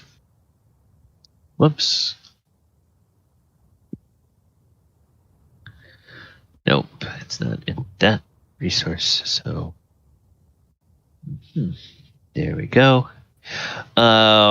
This cloak is a neutral gray cloth, and it looks pretty much like an ordinary cloak.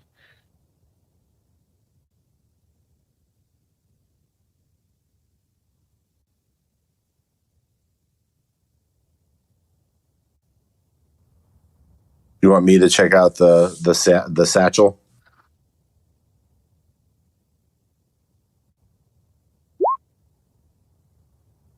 Okay. Talon. Oh, yes. So I'll take a look at the satchel. Jewelry. Okay. You look at the satchel. The satchel, when you open it, it has two smaller leather pouches inside. One tiny pouch, you pick that up, and it kind of has the feel and sound of like there's some kind of maybe hard,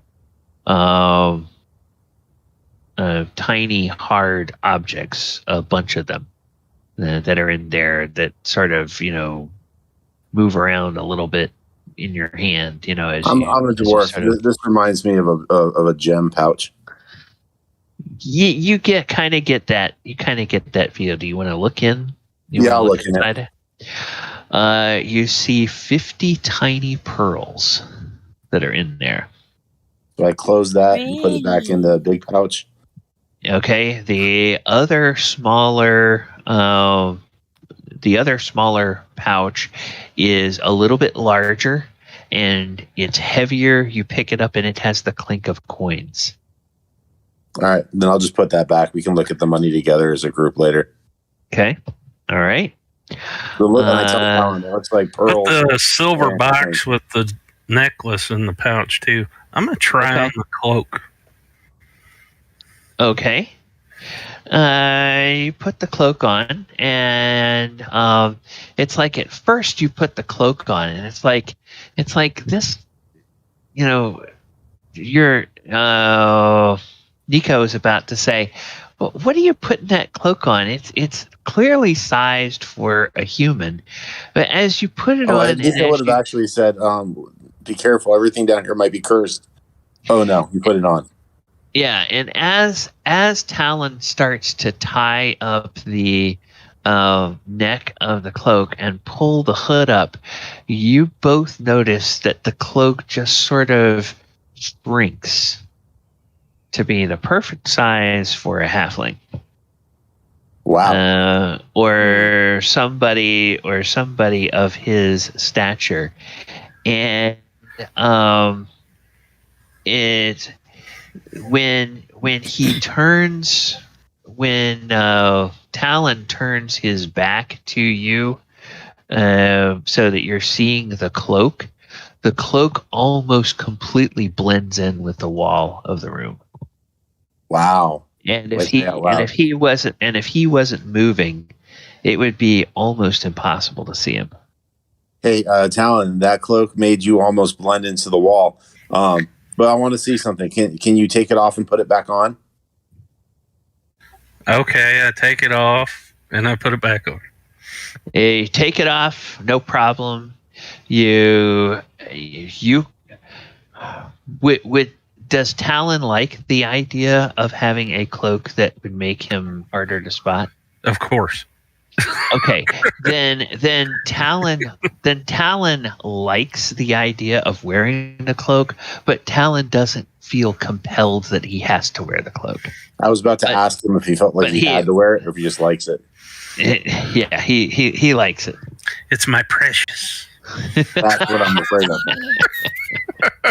Kind of like men in her silks right now. You're too worried about curses, dude. There's also a longbow and a quiver of arrows. Yeah, I think those need to go to a certain half elf we know. So do you want to bring everybody down here, or are we going to carry this stuff up there and then come back down? Well, why don't you just go get them? I'll hang out there. Okay. I can't reach the chain.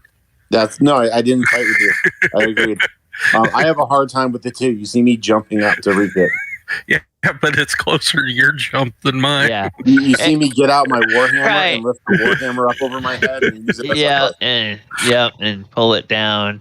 Okay, a few minutes later, this thing comes back up, and Nico is by himself, and there's no bloodstains. I say he was delicious.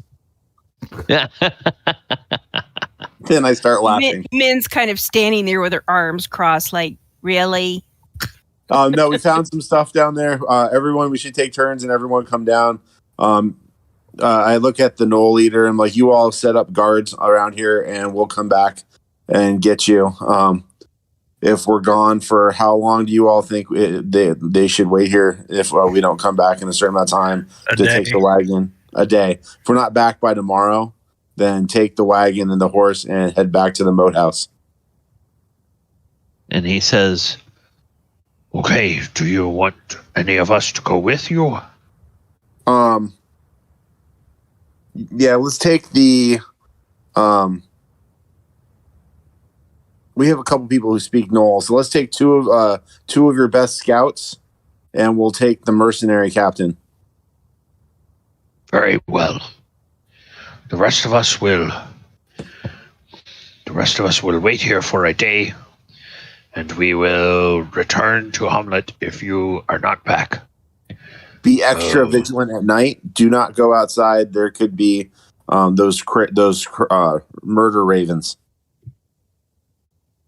Okay, we will not. Until you're ready to leave. I will tell the men to watch for the murder ravens. All right, go with Clangadin. Be safe, be well. Clangadin's strength in your hands and heart. I clank my chest, and I'm like, okay, let's all 2 by 2 get down and meet up with Talon, and I'll get back in. Arcturus and I can go first, and then whoever's next after us. Okay.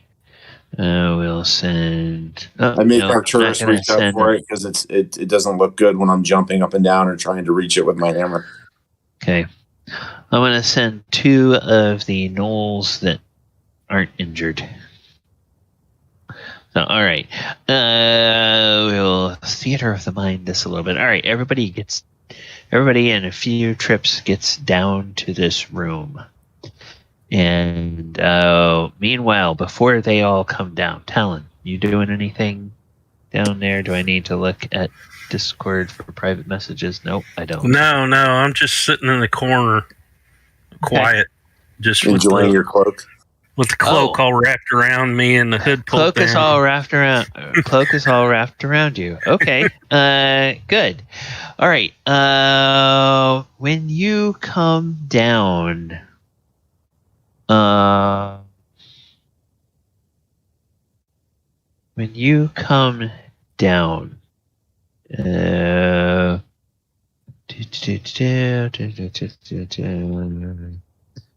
Oh. Okay. I'm going to go ahead and let Nico make a roll. Nico, when you and whoever is with you get down to the bottom of the elevator shaft, for lack of a better word, make me a percentile roll. So roll percentile dice. I would have gone down in the first group. Okay. Go ahead and roll percentile dice. D100.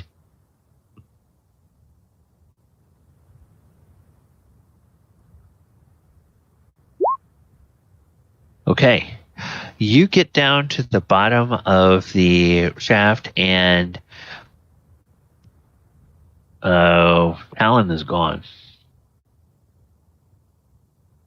He's nowhere to be seen. Look over at Nico. Did he wander off? Talon, they are looking right at you, and then they start looking around. I tell Min, I don't know. He might have wandered off, but he also might be invisible against a wall. He saw a really cool cloak. I look around. Talon, are you in here? Shit, he might have actually gone and wandered around to search. I'm just being quiet. All right. Well, okay. The answer that we need do you respond to Nico's question? I do not. Okay. He said he was being quiet. Arcturus, well, okay, yeah. I didn't know whether that was him in character saying I'm being quiet. Oh yeah, no, that was the player saying. That was Talon speaking. Okay. Sorry. And then I'll ask Arcturus to look around with his detect evil to see if he notices any evil curses. Okay. It's an at-will ability.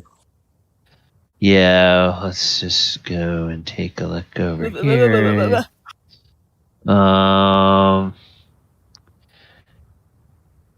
Yeah, Min kind of starts notice wandering anything. forward, looking to see if she can find some other place, location, like an extra tunnel or. Well, there you do see that tunnel leading off. And I tell Min, we didn't go down the tunnel yet, but if he got taken down the tunnel by someone, I'm never going to forgive myself. Let's send the thing back up and let's get ready to go rescue him. Oh God, Klangan! When I start praying for Klangan to watch over the soul and body of my. So she starts. She actually starts yelling down the. And I'm like, stop! Don't yell! But, don't yell! Like, do you really want whatever to know that we're here? Fine. Well, see it now. They know we're here. Be that way. Okay. So, next groups, come on down. Whoever's in the next group, go ahead and roll. Go ahead and roll checks. If we don't have volunteers, I'll say okay. So it's Quint and just go ahead. The two Gnolls with Quint, or Archimedes and Quint. Okay, Archimedes. Yeah, Quint and Archimedes. There's no sign of Talon. He's just gone. He's disappeared. So you did eat him, Nico? No, he put on a cloak, but maybe the cloak cursed him and he became possessed by the evil powers of this master we heard of. And you let him. Arcturus, when Arcturus gets down, says, There's no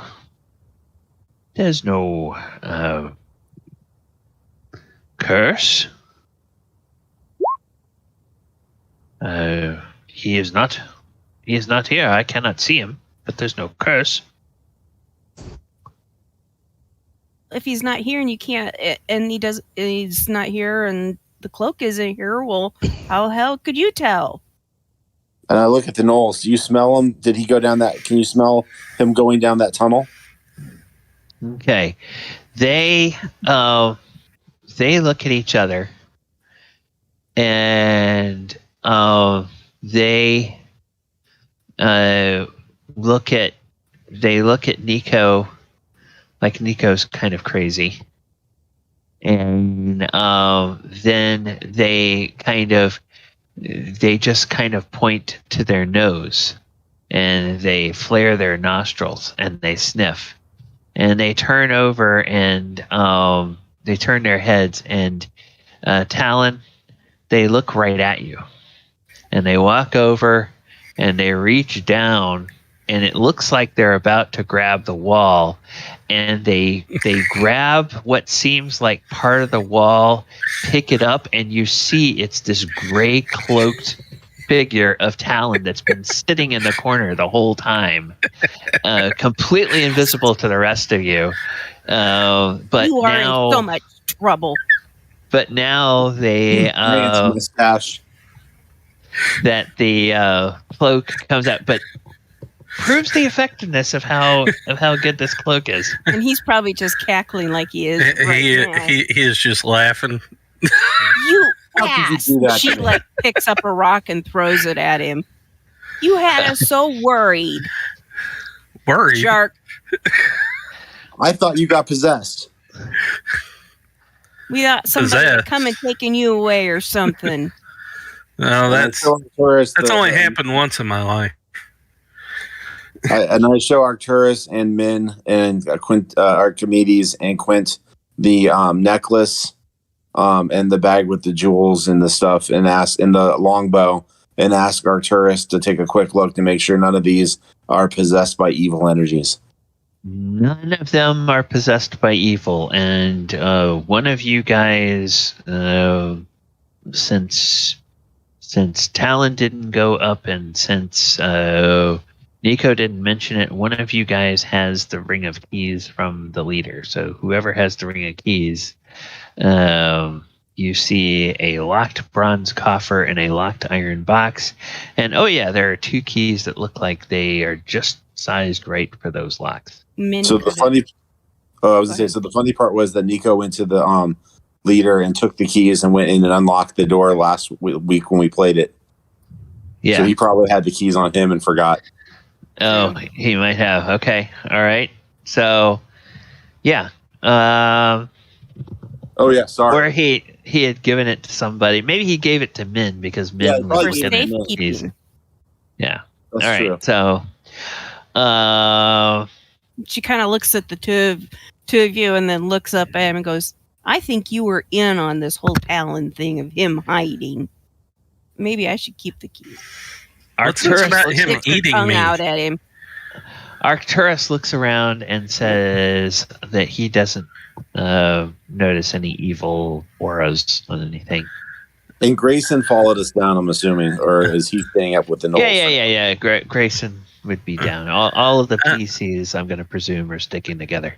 I just have a question, and what is this about Nico eating me? Is he finally understanding about meat? I told them you were delicious when I went up by myself. I'm sure I am. I thought it was funny. La la la la la la la. I'm not gonna say anything. You guys are. Okay. You are so much would trouble. you mind letting one of us use those keys on these chests? Or would you do it, please? Me. Let me do it. No. You're a jerk. So then she goes over and pulls out the one key and looks like it might work with that that chest and begins fiddling. Locked iron box. Yep, goes in there. You open it. You unlock it. You open the lid. Mm-hmm. Okay. This has a few inches worth of a mixture of gold and electrum coins. Whoa. Looks like there's more gold coins than electrum, and rough guess, There's probably somewhere between 500 and 1,000 coins in here. It's like the bunch of Goonies looking at One-Eyed Willie's treasure trove on the table like, whoa. Yeah, there's some more coins and some pearls in that satchel I point at with a necklace. Afford to pay everybody now. Quint, do you know how to make a bow? So how deep is this chest? It's probably from the floor. It would probably come up to Min's knee as a half elf. Yeah. And then it's probably the coins are probably filled to a depth of about 6 inches, just sort of uniformly across. This may be, one of those things that maybe is. So it's not all the way full. It's just no. 6 inches of coins at the bottom. Yeah, but it would probably be heavy. I mean, like if you do that once a year, taking the big pickle jar to the bank that you've been putting the pennies and the quarters in all year, it's like, oh God, that's how did that thing get so heavy? Yeah, exactly. Okay. Nico asks Quint, hey, Quint, do you know how to make a bow? Yep, I can do that. Well, would you look at this one? Is this like a normal bow, or does it look like it's very finely crafted? I know other weapons, but I'm a smith and not a bowyer.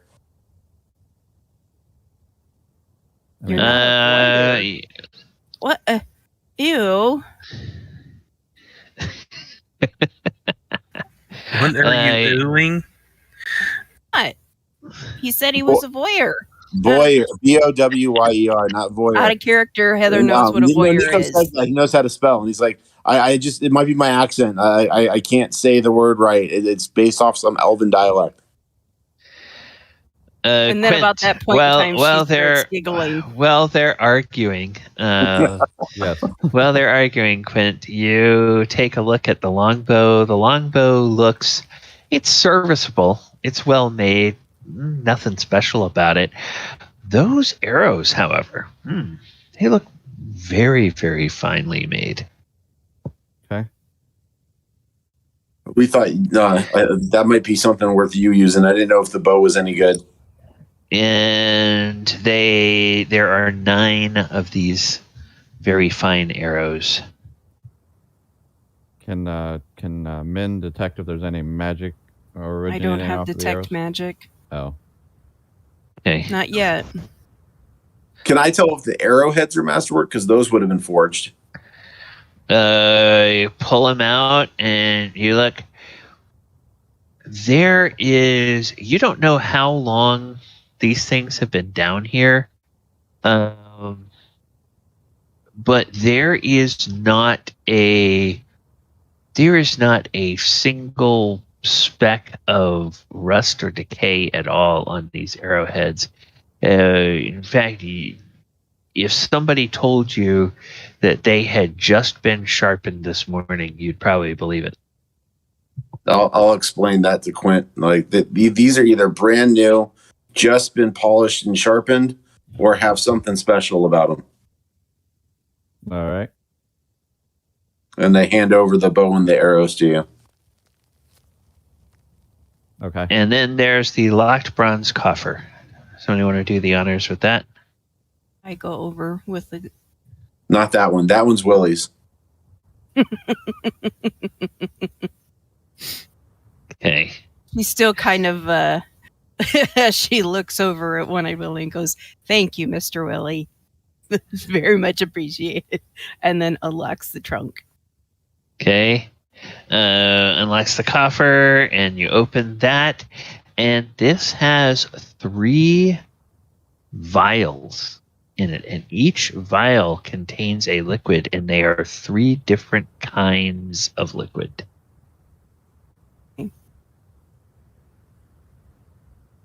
Now, in this edition, I forget, is there the whole sniff and taste test thing?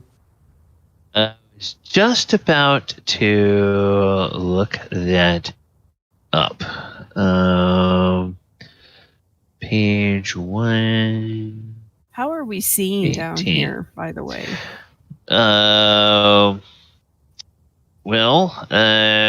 Some of you have dark vision. Well, And I know that, for but the what rest, about everybody else? the rest of you, you'll need something like a torch or something like that. I mean, you guys have torches, so I presume that you get down there, it's dark, somebody decides, oh, I'm going to light a torch. Yeah, Arcturus or Greyson probably remembered to do that. So Yeah. Min will actually Okay. pick up one of the vials or the bottles carefully and kind of hold it up to the light to look at colors. And then basically we'll pick up each one to kind of look at the way it looks in the light. Okay.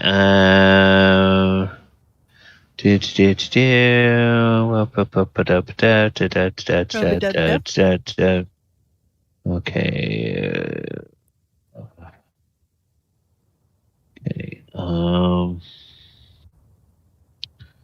Oh, that's not the section that I wanted. That tells how you create a potion. I want to tell. How do you know what the damn potion is? Treasury and magic items. Magical items, potions. Alright. Scrolls and potions. There we go. Potions. That's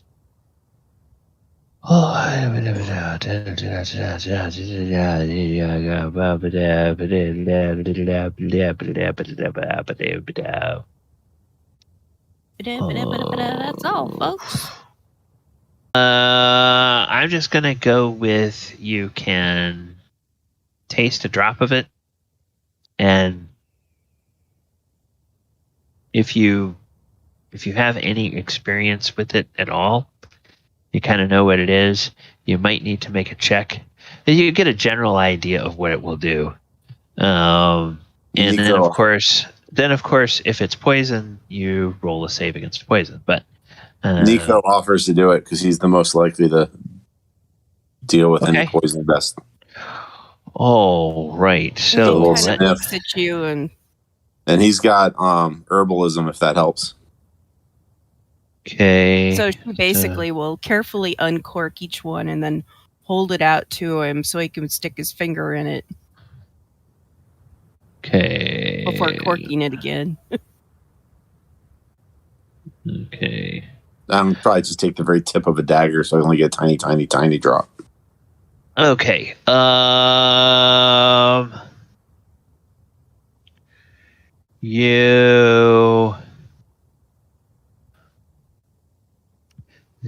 There is one that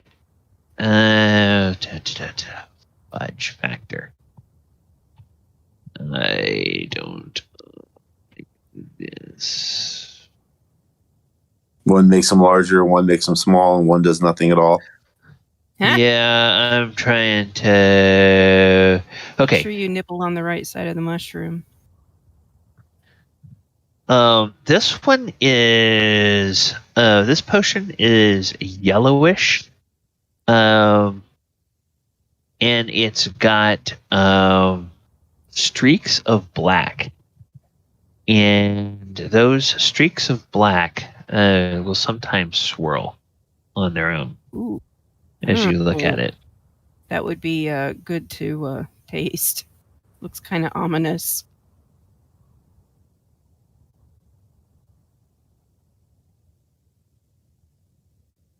So, do you taste it? Yeah, I do the tiny drop taste thing. Okay.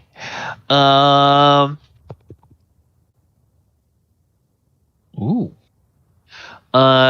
You get the sensation that if you drank this, you would suddenly move a lot faster. And you could probably do more, especially if you were in a combat situation. All right, so recork that one. I'm like, that one tastes like it fills me with energy, and I have to just move. Now the other thing that you notice as a dwarf, you would get this.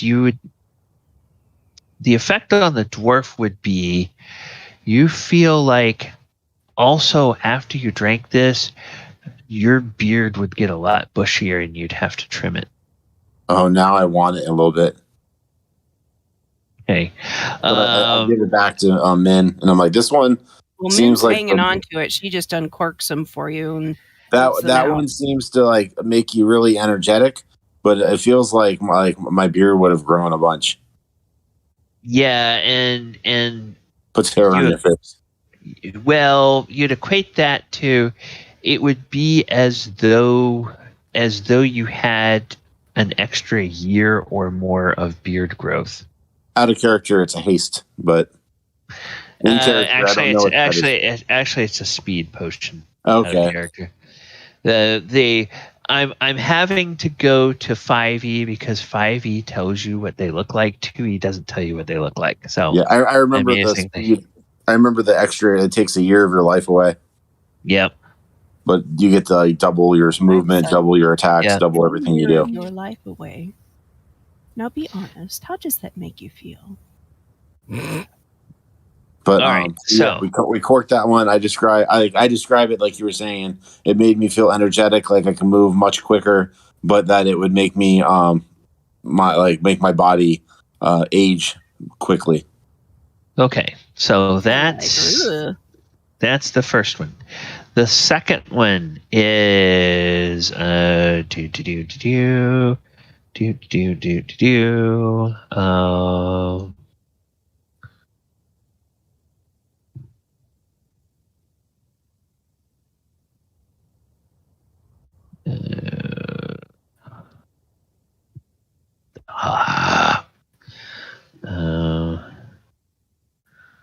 so let's do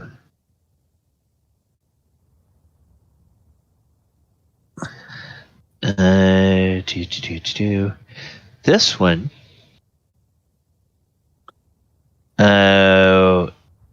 This potion is red, and you notice that as you pull it, as you pull the cork off or undo the top of it, however it's sealed, just that little movement seems to make little glimmers appear in the red liquid of the potion. And you taste that, and oh, yeah, that'd be really good when you've been very badly injured. This is going to heal you up more than a normal healing potion will. You get mechanically you get that this is a potion of extra healing. So I just tell everyone that it seems to be a very potent potion of healing. Yeah. And then the last but not least is let's see.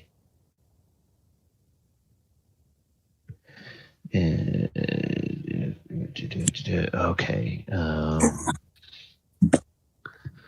Let's do that. This is a cloudy green fluid.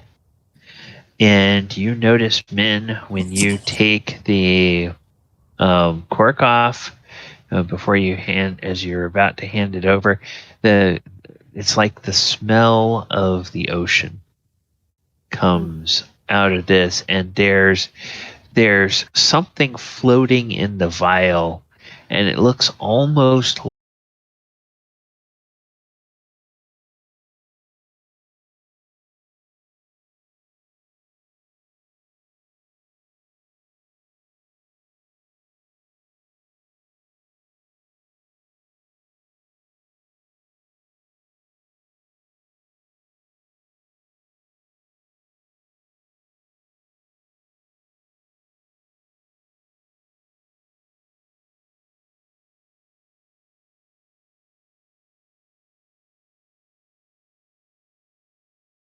would also go very well with strawberries.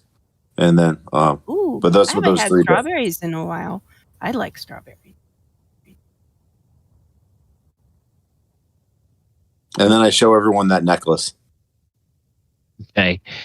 Yeah, necklace. Does anybody have any kind of appraisal skill? No. I do. But Okay. Min sure as hell likes the sparkly. Okay. Go ahead and make an appraisal check.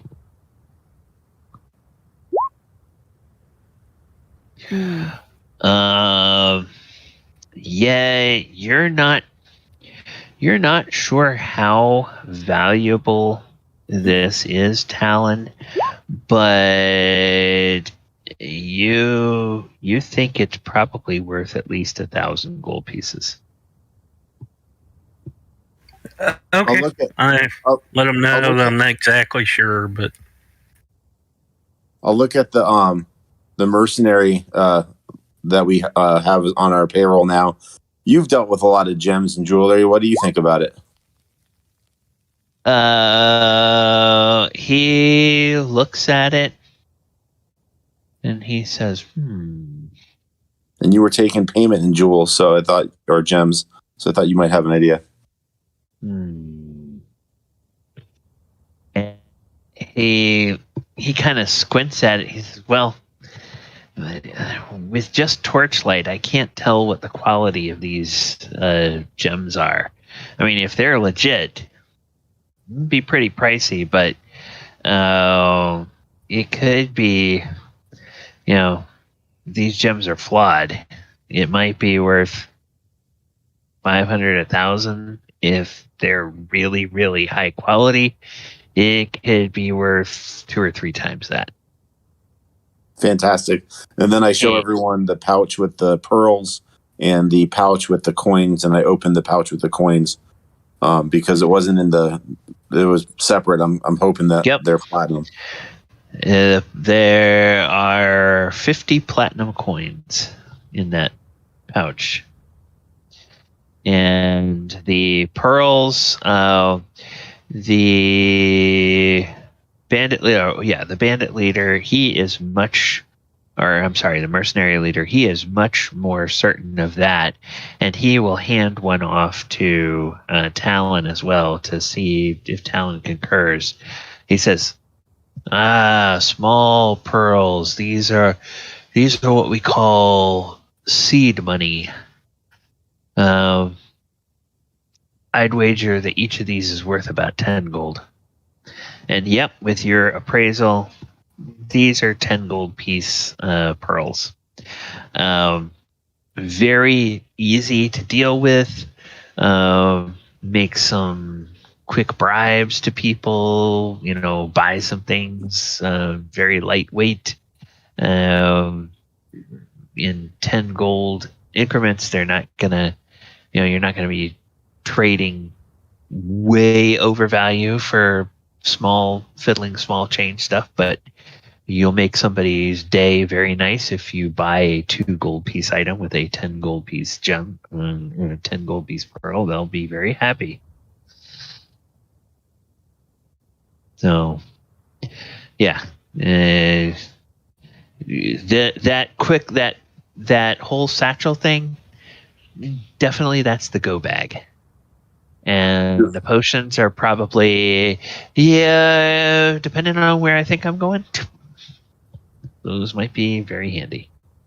Do you all want to take out a little bit of the gold from the one chest to pay our Gnoll friends up above, and we can bring up those chests and have them locked and have them put those chests on the wagon, because I don't know that we want to carry them where we're going to explore down this tunnel.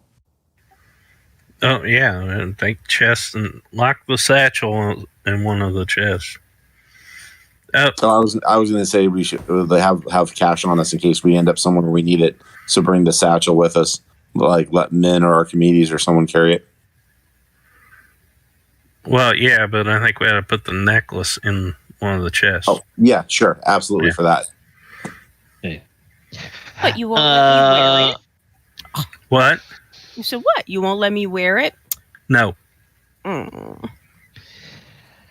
Okay. Meanie. The other thing is that between Archimedes' stories, Quint's working in the wilderness, Min's studies, the more you look at this cloak that Talon has on, the more you're convinced this is a cloak of the elven kind.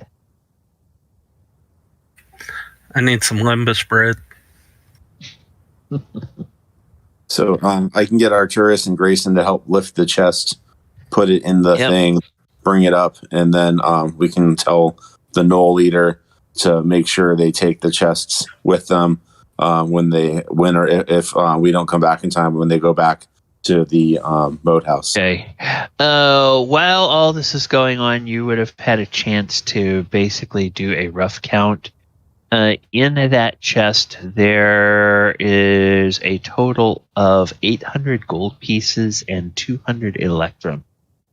So, how much do you want to pay the Gnolls that are like the leader as like a bonus? There's 9 of them plus the 2 mercs upstairs and the merc with us.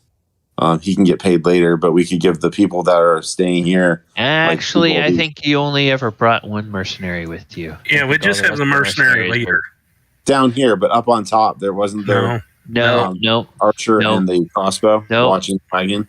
Nope. Okay.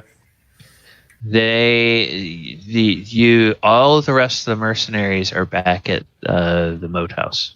Okay, then that's easy. Do you want to give each of the Gnolls 2 gold and give the leader 4, so 20 gold total? How many pearls were in the bag? 50 pearls. 50? Yeah. There's 10 of them. Just give each one of them a pearl. Okay. Okay, yeah. That works for me. Give each of them a pearl. Okay, Give the mercenary commander a pearl too? Yeah, each give it. That's the 11. 10 people, 1 pearl. Well, it's 11 if you count the mercenary captain. I thought it was 9 Gnolls and the mercenary. It's 9 Gnolls total. 1 leader, 8 followers, and a mercenary leader. So it's 10. 10. So we'll give each of them 1 of the pearls. Yeah. Okay, so when I do treasure sheet, I'll say that you've dispositioned 10 of the 50 pearls. Otherwise, you have all of the coinage. And then we just left the chests up there for them to take with them. Potions coming with you, or potions staying behind? Potions should probably come with us. And Quint, are you going to use that longbow, or do you already have a better longbow? It's not any better than the one I'm using, so I'll just. Did anybody else in our group need a longbow? Can Greyson? Let's ask that question at the beginning of next session when everybody's here. The arrows, you gonna keep those with you? Yeah, those are on Quint. Yeah, I'll take those with me. Okay. All right. So 9 very, very nice arrows. For now, until you have some way of figuring out, either by using them or figuring out by having somebody look at them, what they may be, other than very nice looking arrows. All right. So the tunnel heads off towards the northeast, and it is 5 feet wide and 8 feet high. It's fairly uniform for about the first 100 feet. And then it intersects what looks like a natural fissure in the rock. And you can tell that this fissure has been worked. In some places it's been widened a little bit to be about the same width. But of course, when it gets into this fissure, it turns and twists a little bit, but generally heads in the same direction. And you you keep going and keep going and keep going. Now, Nico, you feel like you're going more or less level. You don't feel like you're climbing or descending. So you're staying fairly level. And I'll stay in the front, keep an eye out for pit traps and everything. And like any sliding doors or secret like stonework doors or new tunnels. Okay.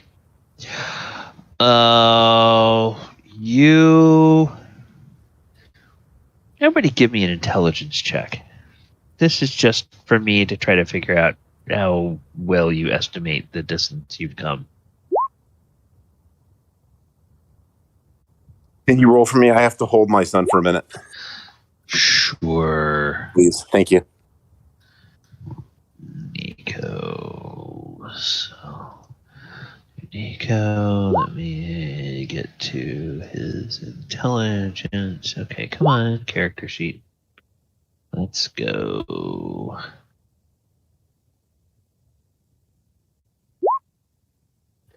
Okay, so that's 1, 2, 3 out of 5 successes. Yeah, you guys feel like you've come about 500 feet.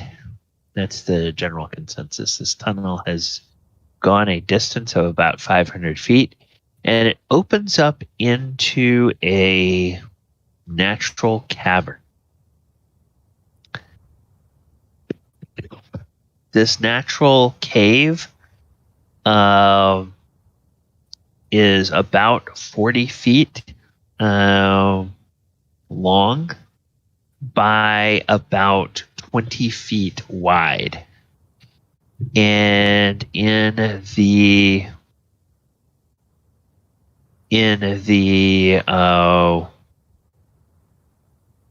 north wall, there is a 3-foot wide opening. And this opening looks like it leads to a tunnel that angles downward rather steeply. And then okay, so that's on the north wall. Okay, come on. And then over on the south side of this chamber, south side to the east, there is another passage that leads that continues in a similar direction, but this one has a shallow rise to it. So 500 feet or so to the northeast level, you get to a cave. Cave has 3 openings. North wall, steep down tunnel about 3 feet wide. The southwest is the tunnel that you just came out of. To the east, there is a tunnel that's about the same size as the one that you've been in, but that gradually rises.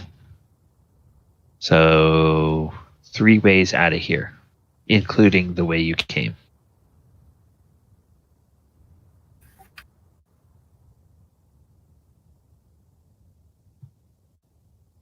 Kind of looks at the others and goes, I have an itch to I have a urge to go check some of these others out. The one that goes up obviously was probably the one that goes out. But what about these others?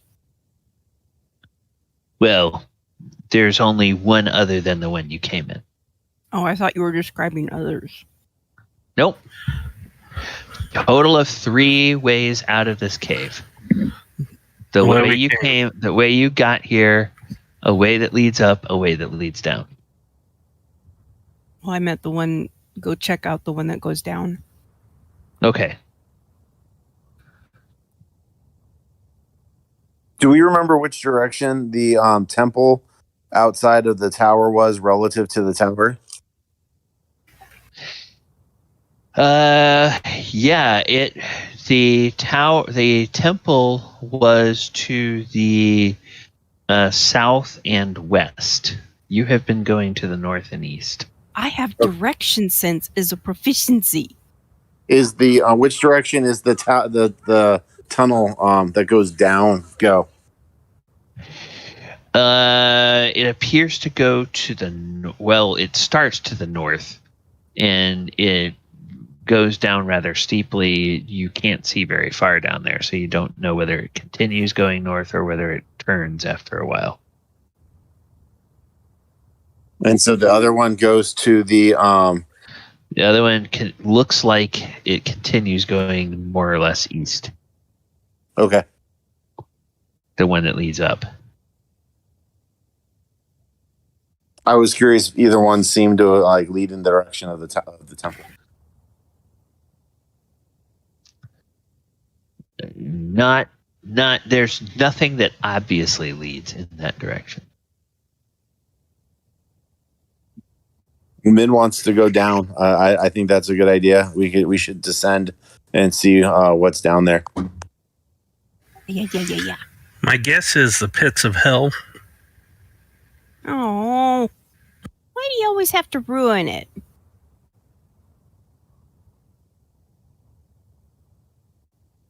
Okay. Or a dwarven, hold or something. Same thing. So you're saying a dwarven hold is a pits of hell? Close enough. You're weird.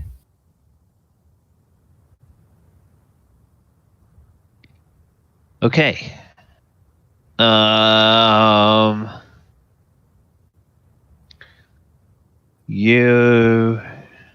What are we doing?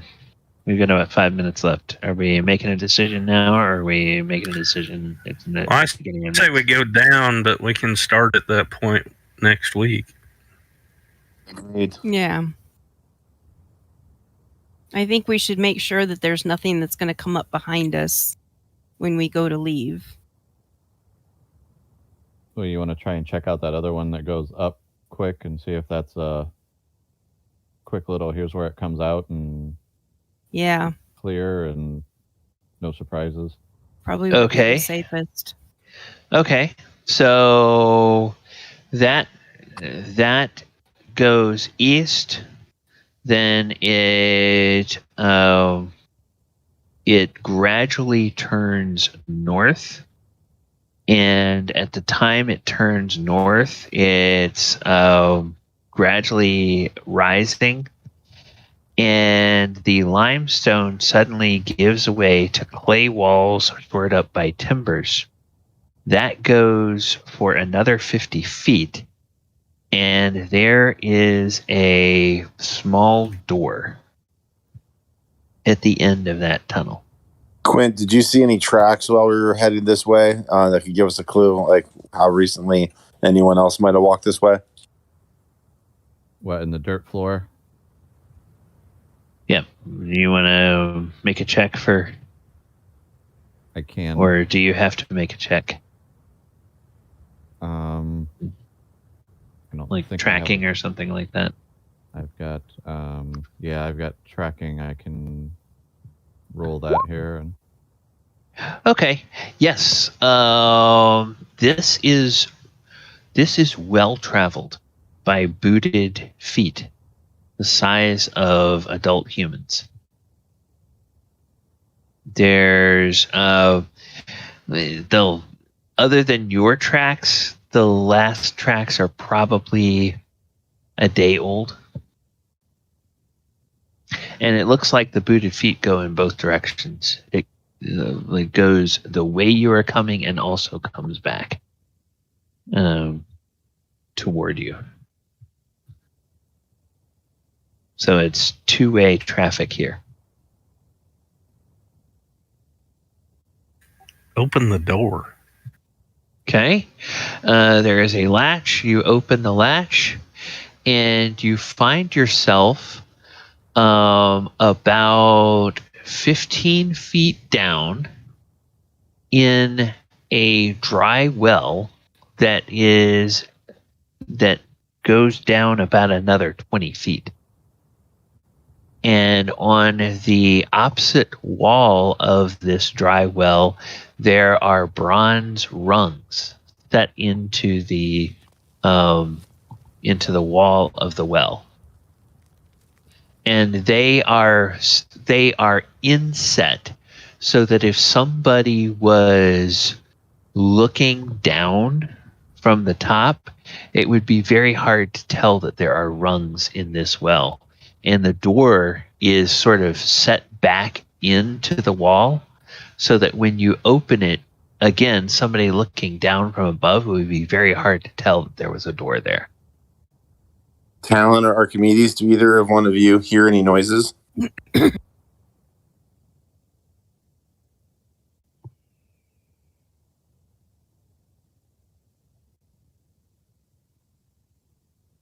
guys can make some hear noise checks. Yeah. Can I? Do you have hear noise as a skill? If you don't, then it's a class skill. Then no, you can't. Oh, okay. Bob, are you still with us? Yeah, looking forward here. Hear noise, detect noise. Yep.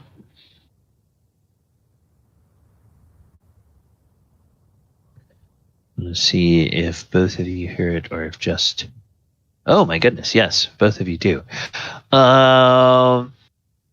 You hear the sound of a... You hear the sound of a horse whickering somewhere, not too far away from the top of the well.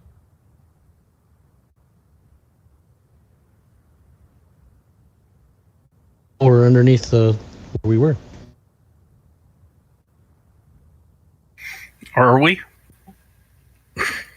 Just heard a horse. You guys don't think you are. You think you've come. Sorry, excuse me.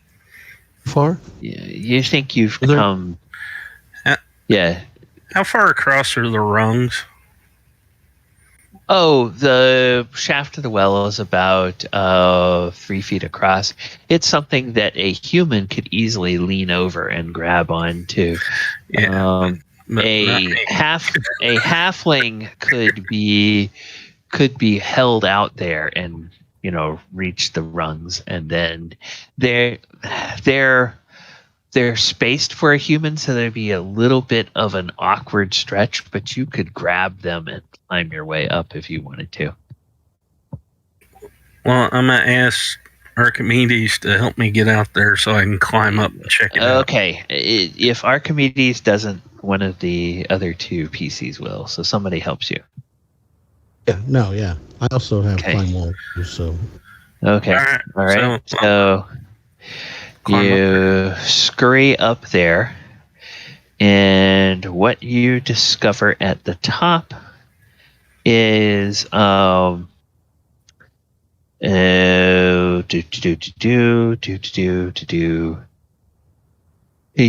find yourself in the woods north of the temple. Near the tunnel exit, there stands a cottage and a ramshackle barn.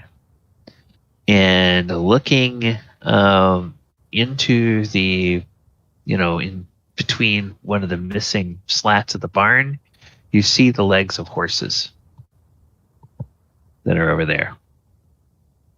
And, from what you can tell, the horses look like they're in good condition. The cottage there's no activity in the cottage.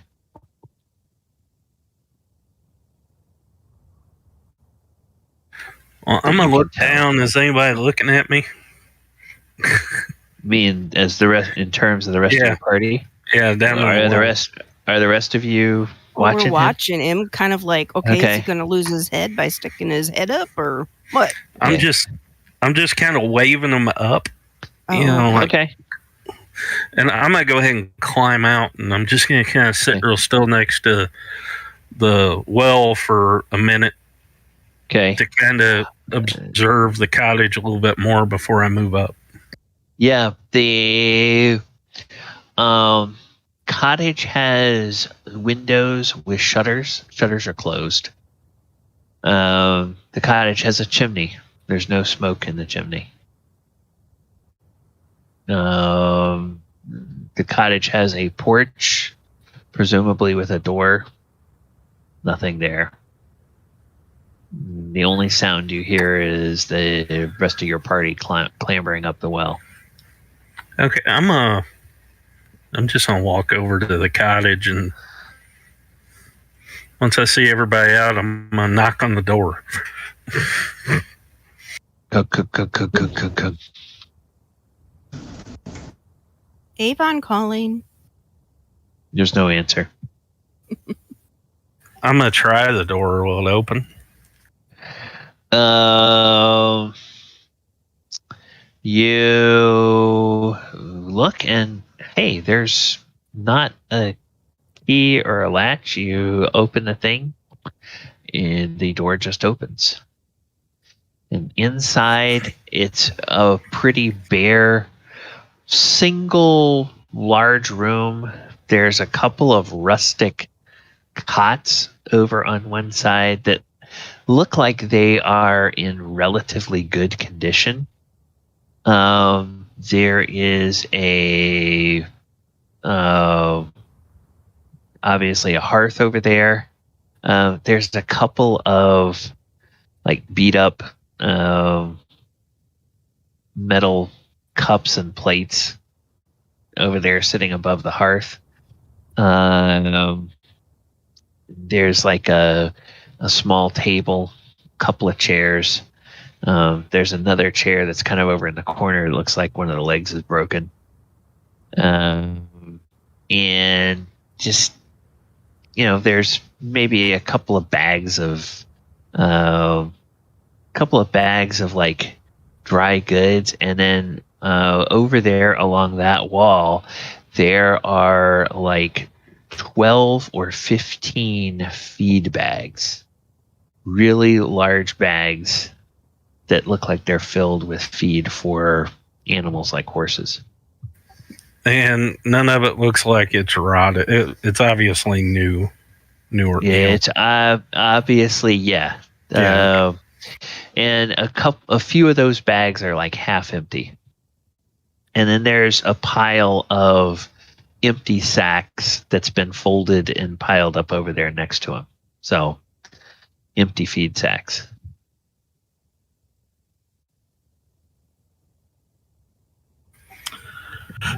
Okay, well, if nobody follow me in, I'll walk out and tell them what I saw. Okay. Anybody go check out the barn? Quint will go check on the horses. He'll have his bow ready, and just in case there's somebody in there. There's no humans. There are 6 light horses that are stabled in the barn. There's hay up in the loft, fairly fresh. There's feed oats that are in some troughs. Looks like they've been they're being cared for. There are 6. Actually, there's more like I'm going to say there's like 10 saddles, bits and bridles, tack and harness for riding a horse, saddle blankets, things of that nature that are all well maintained and set over on one side in the barn. Yeah, clearly these horses are somebody's coming on a regular basis and looking after them. And with the foot traffic you saw down below, probably a good bet that the people that are in that tower that you just probably come and go to this point and take care of these horses. Is there bit and bridle and all that? Oh yeah. Yeah. Oh, okay. There's like 10 sets of that. 6 horses, 10 sets. You always have a few extras in case there's, something needs to be replaced and you have to mend. You have to mend one. But yeah, animals are in good shape, and they just kind of look at you like, "Hey, are we ready?" Or they look at you like, "Hey, what did you bring for me?" We probably ought to feed them, because nobody's gonna come. Yeah, you can throw some hay down for them. You can bring some feed out from the cottage. Do that, and that's where we will end tonight. We will end with you guys taking care of the horses. So we're ending with mucking out stalls. Huh? We're ending with us mucking out the stalls. Yeah. Basically. Yeah. Have fun with that, dwarf. Yeah. All right. Well, players, congratulations. You have found the secret exit from the tower. You found a strange, mysterious tunnel going down. Dun, dun. You have found some horses. Actually, you know what I'm going to say? I'm going to say you found 7 horses, not 6. The adventure says 6, but there's 7 of you. So there's 7 horses. light. There's 7 light horses suitable for riding. None of them are war horses. None of them look like they're trained for battle. That they, are serviceable as mounts. Talon would argue with a riding dog.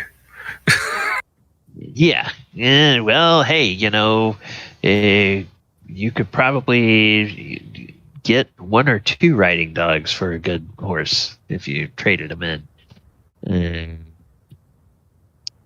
And yeah, the horses seem healthy. So if any of you are so inclined and you want to think up names for horses, you can do that. The people who know what the names are of the horses are all dead, so nobody's going to tell you. And there's not like personalized feed bags or anything like that. These are not those kinds of cultists. They're not Gucci cultists. So, yeah. Father and the son in the house of Gucci.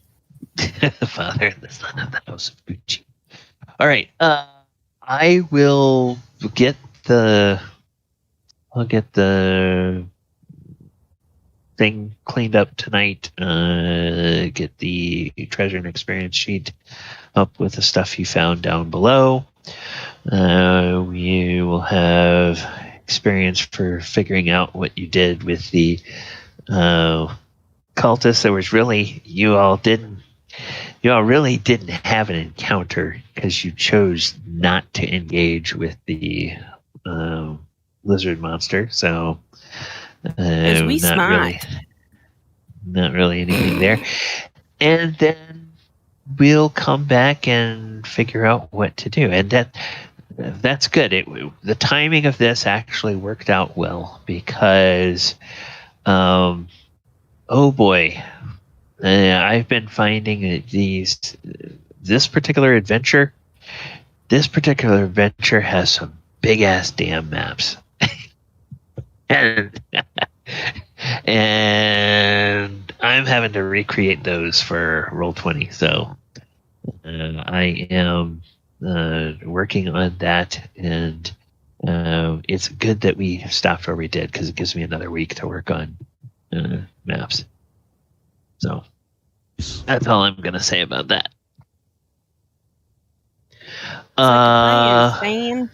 Yeah. All right. Viewers, thank you for joining us. Tomorrow afternoon, 2 p.m. Eastern Time, we are back for our 5th edition Planeswalking game, The Walker of Waterdeep. The characters are in a plane that is based on the Magic the Gathering setting of Arabian Nights, the desert world. And they have discovered that creatures there can attack their minds. This is very strange. Something that they have not run into before in any place they have been.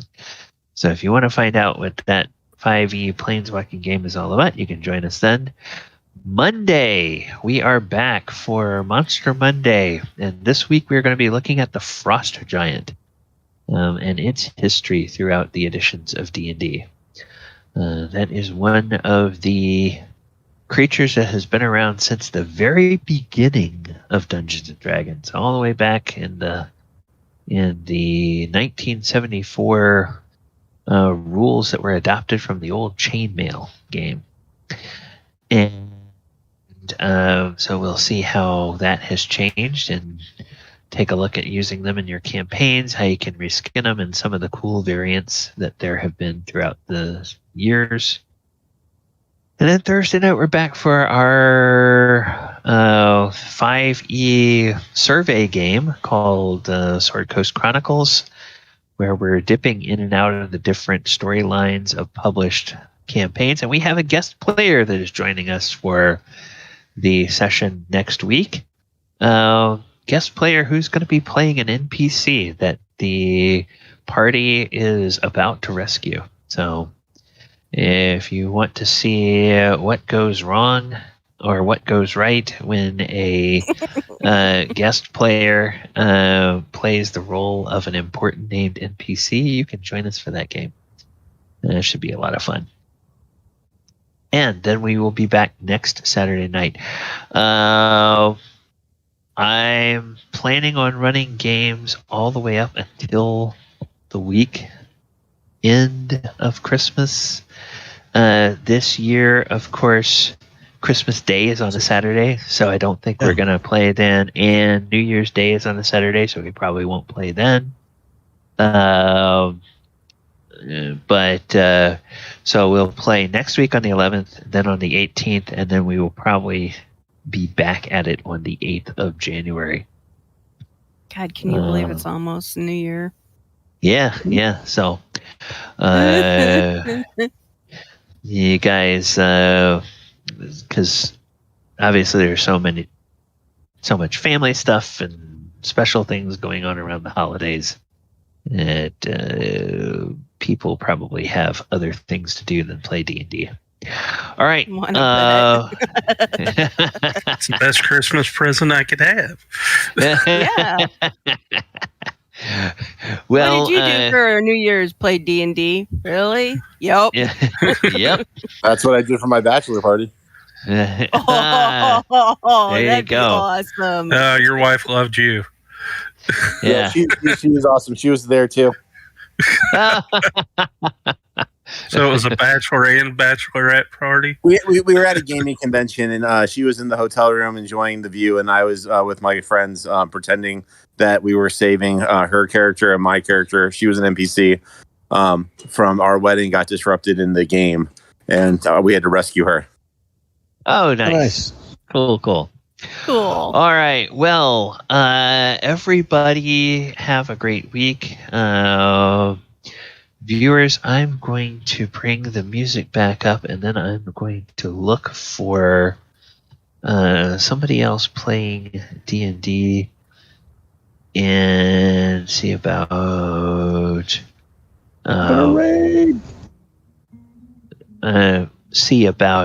raiding them. So let's go over here.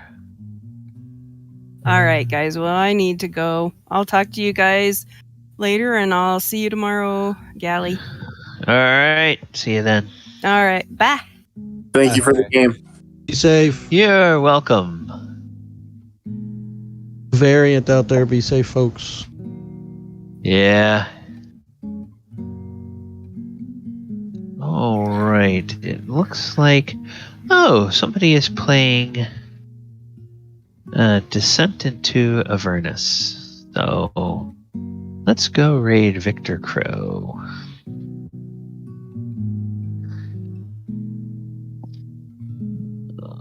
Okay. All right, everybody. Have a wonderful evening. Take care. And if you stick around in Victor's game, tell him we sent you. Talk to you later. Good night, everyone. Night.